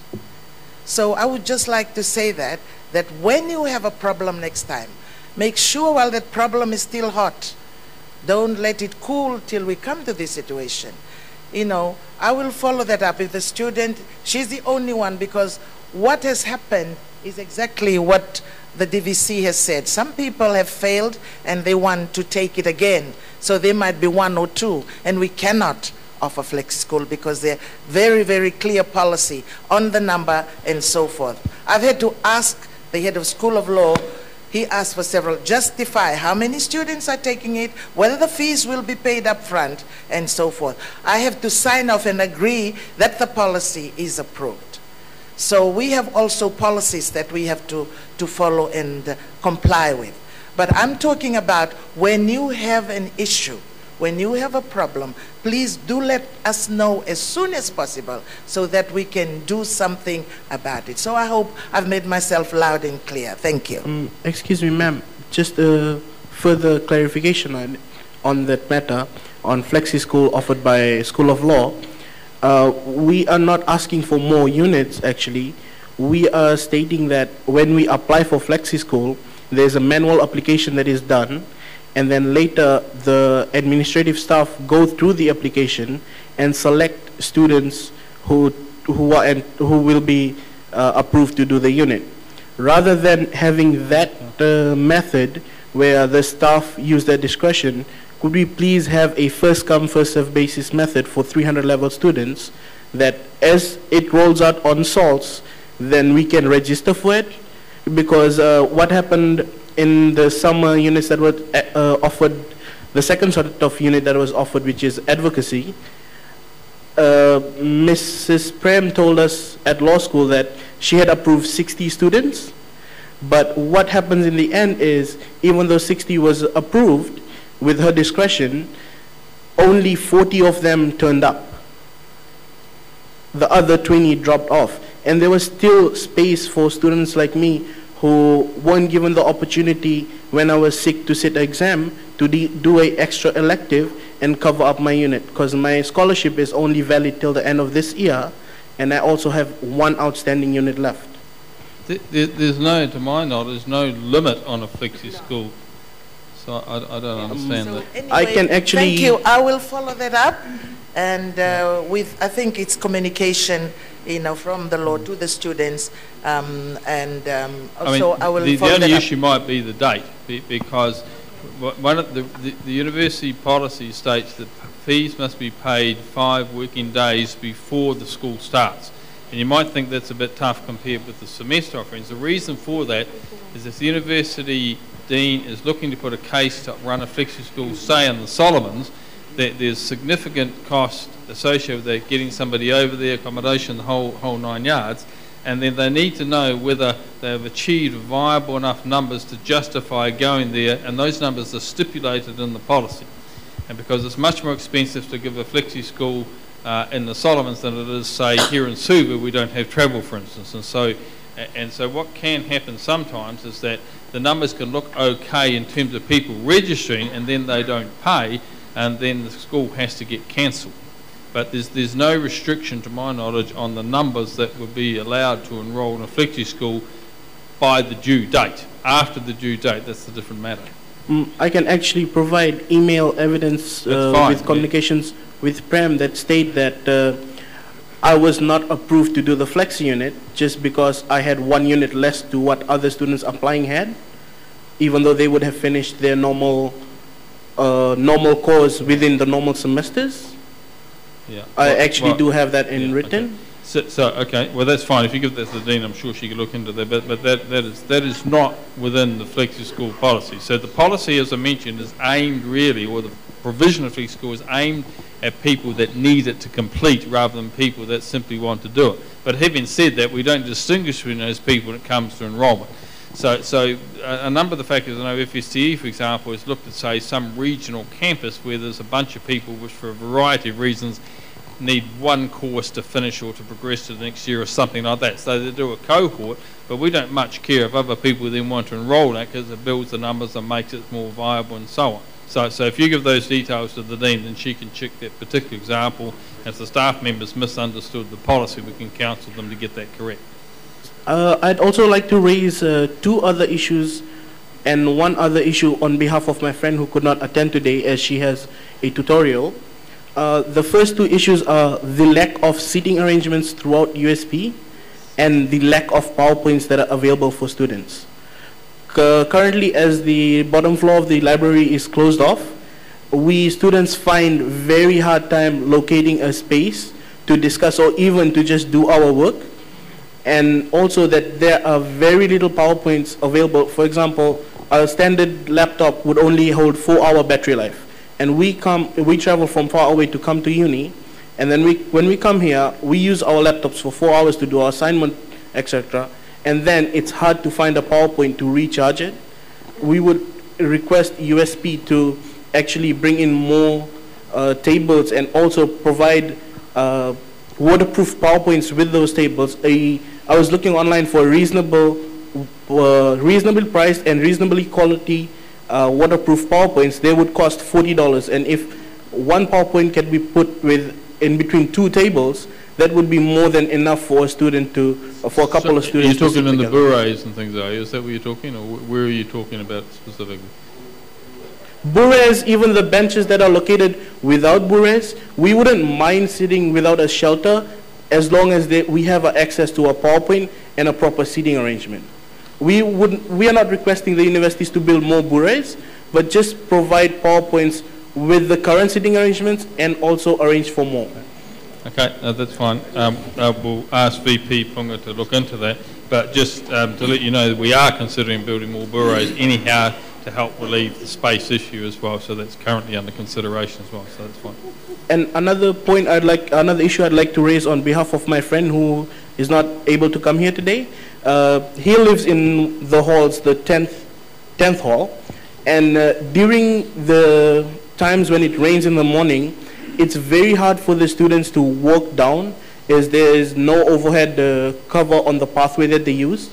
And also, sometimes during heavy rains, for example, if it's been raining for 3 continuous days, the soil actually slides down onto the path, and he has personally slipped and fallen down on it previously. I think this happened second semester last year.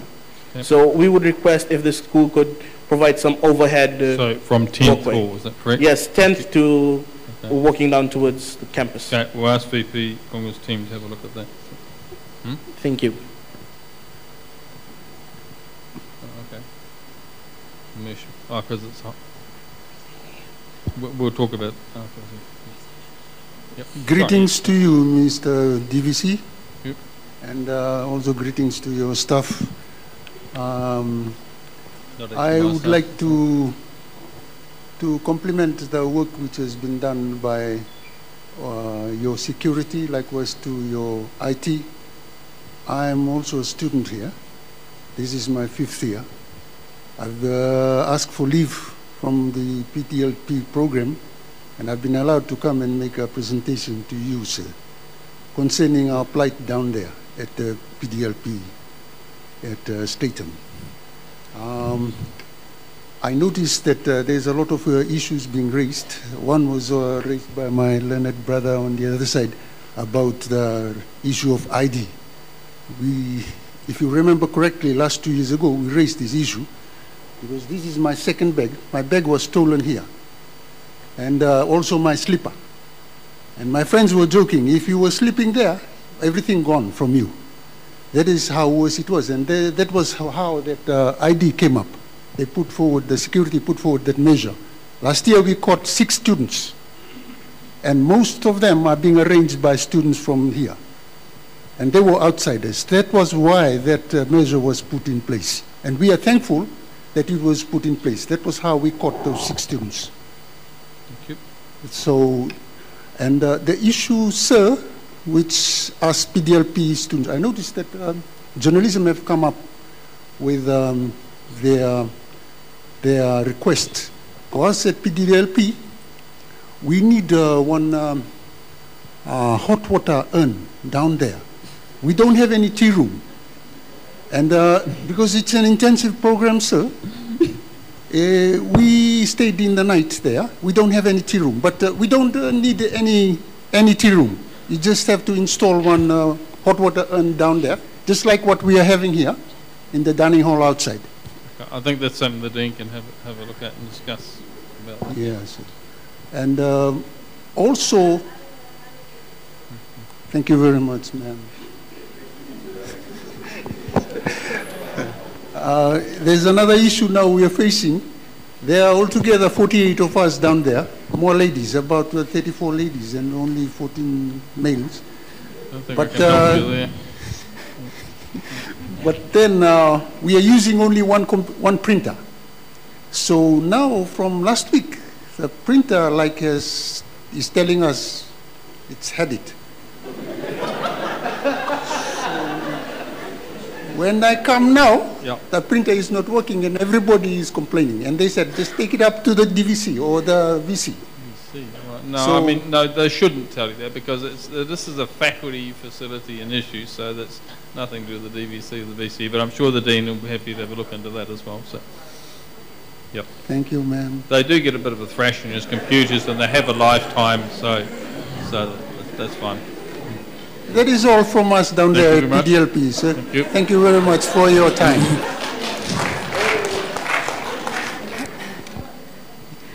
Hi, my question is about toilets. Okay, as I'm sure most of you are aware, the standard of hygiene in many of the toilets around campus is substandard. Okay, and if there was to be a health inspection, we would probably fail.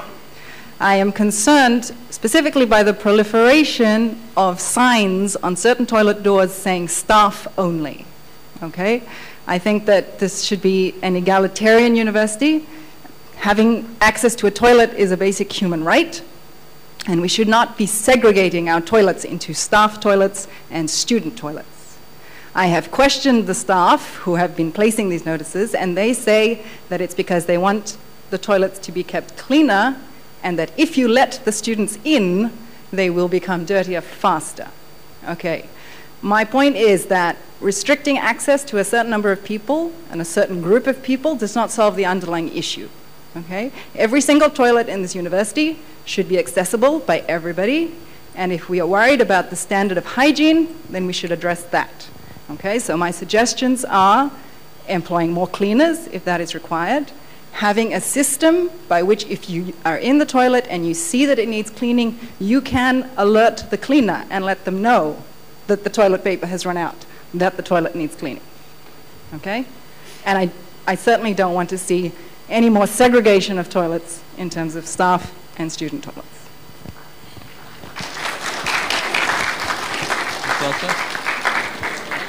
Sasa, is that something you... Yep. No, wait for the mic, please. Wait for the mic. No, wait for the mic, please, so they can hear you. I think that it is an important point because we have a diversity, equity, and inclusion policy. And I've tried to, we had that. But you know what happened? When we went there, all the toilet paper is gone. And it was not kept clean. And I think there should be some responsibility. That's why, some staff have to label their staff only. Because that is not solving the problem. That is creating an elite set of toilets. No, for I'm a telling you group what of has people. happened. Because we used to use the same thing, and everybody, this is up in School of Humanities, Richard, I'm saying. We used to. Staff, because they were teachers, they were responsible, and the students too. But what has happened, we found that, and constantly, it was not well looked after.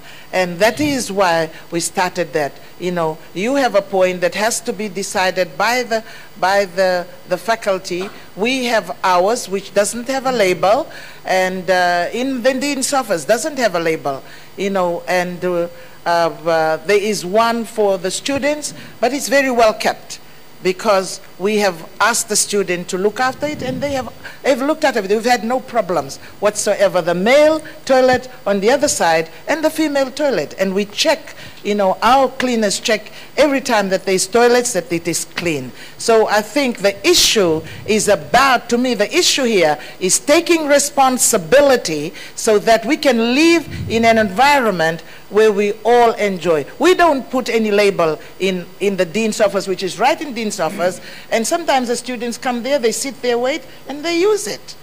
Thank you. Okay. Well, I'd like to see that happen all over campus and all campuses. I do agree that any toilet, I have a bizarre habit when I go to the regional campuses, I go to the students' toilets. And I'm not doing that of any dodgy reason. I'm doing that because I agree with you that any member should be able to go to any toilet in the university and find that it is acceptable. So I think Masasa seem to have a look at the cleaning side of things. The issue in relation to toilet paper has been raised multiple times in the past. There was endemic theft, and there was essentially no toilet paper left in the university when it was left open on that. You were going to say that, yeah. But I certainly agree around the hygiene side of things. It's not reasonable that the toilet should require you to have a gag on when you go into it as well. Good evening, sir. I'm just going to bring attention to this side of the room. Yeah, thank you. Thanks. I'll be voicing up for my friend. Her name is Eve. I'd like to add on to the comment made by my friend about students with disabilities. I understand that it can be quite costly to have disability resource center at other campus. I would suggest that rather than having another center, if regional and Lambasa campus can have student bodies. Student bodies, like my friend, are students who help other students with disabilities. In Lambasa, for example, a blind student doesn't have access to DRC. The least USP could offer to make it more inclusive is to have student body. Not all students with disability can afford to come to USP Lovala, and not all of us are offered scholarship. Thank you.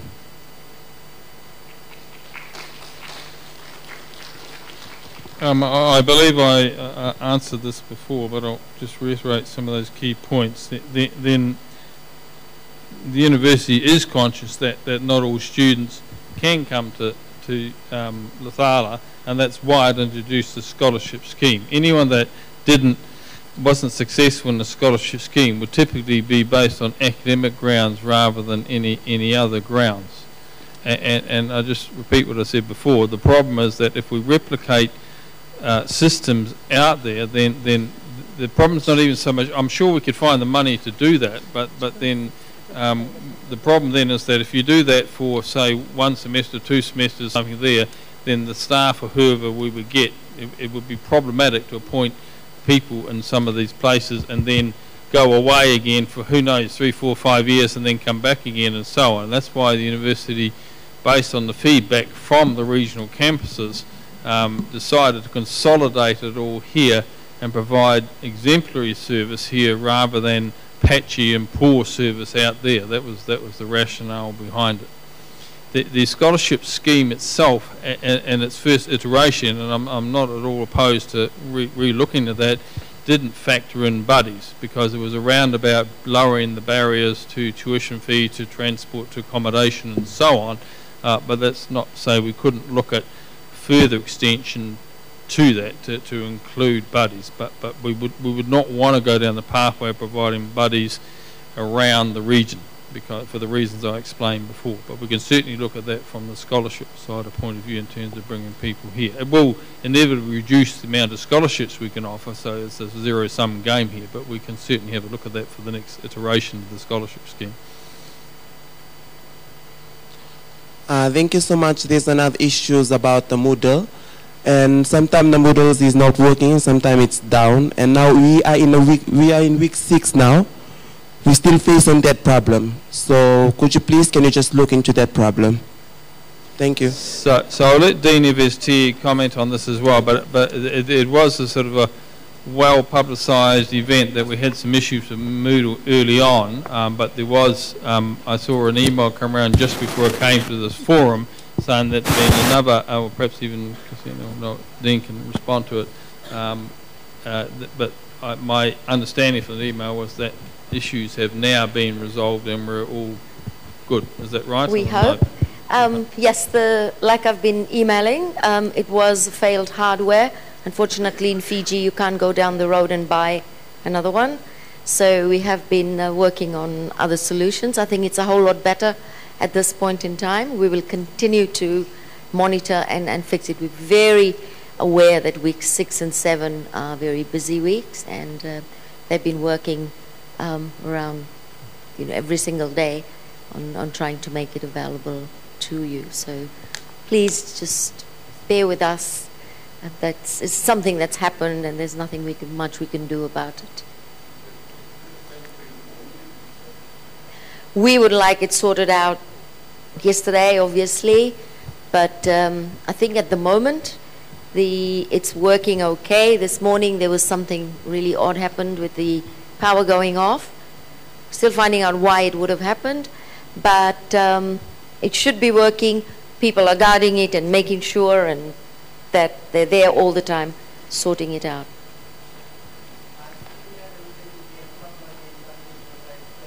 Yes, yes, we are very aware.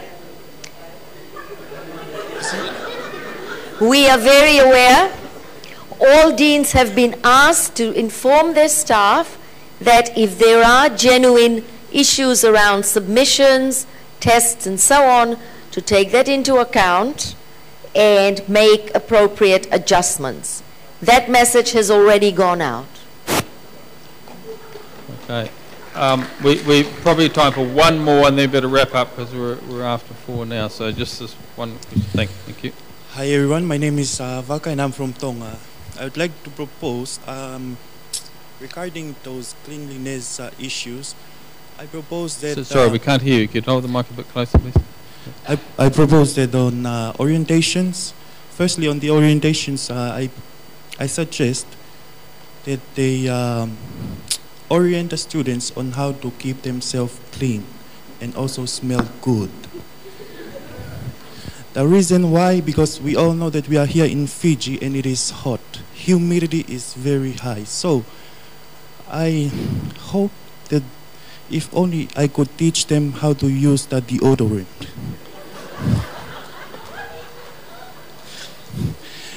I'm pretty sure this UU100, UU114, UU200, UU204 has achieved their purposes. So likewise for these issues, and likewise for the third year students, I propose that they should be taught how to dress up professionally, because they would be leaving the university and they would need to dress up well. So it would help us, most especially now in the library when we're using the second floor.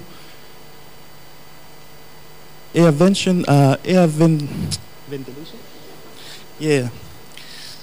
And you can sense that there are more carbon dioxide inside rather than rather than oxygen. So sadly, if you're in a chair and you can smell the other side of. So I propose that we should teach the students how to dress up well and how to keep themselves clean and smell good. Thank you. I mean, I'm sorry if I sound dismissive, but I would hope by the time you became an adult you knew how basic personal hygiene. In relation to the dressing up, then the campus life offers careers, workshops and things which help students understand how to prepare for a professional life, how to prepare for interviews, how to comport themselves, how to dress and so on. So we run those, we used to run them first and second semester, but what we do now, we ran the entrepreneurial fair at the beginning of the year to try and encourage particularly near graduates to think about the notion of becoming entrepreneurs and starting their businesses rather than seeing themselves purely as employees. And then we run the careers fair later in the year. So the issues you raised there around how to dress and how to behave professionally will be captured in that fair as well. So given the time, I think we perhaps better wrap things up here. So it's been quite an active and quite a full session with a lot of suggestions and comments coming. So thank you for that, for your candour on that. We'll do our honest best to address the issues you have within the constraints and the things beyond the university's control that I mentioned earlier. And apologies again for the VC on his behalf for not being able to make it due to a family emergency as well. So we'll take notes from this meeting and ask the staff involved to look at the issues that have been raised, and some of those were mentioned. You need to have an offline conversation because they're more specific to you with the Dean and various other people as well. That's right. And there is some refreshments, I believe, outside, so we'll thank you. Oh yes, but just one last thing, there's a little survey machine there that we just ask as you go out, if you just want to push the buttons, a bit like the one at the immigration at the airport, to give us a bit of a quick feedback as to how you found the forum. So I appreciate you indicating that. Thank you very much. Oh sorry. Oh, thank you. Sorry, Borla just asked me to remind you that the Attorney General for Fiji next Wednesday between 10 and 12 is offering an open forum to discuss the government's new budget and things like that. So it'll be going around on circuit email, so we encourage you to attend that. Thank you. Thanks very much.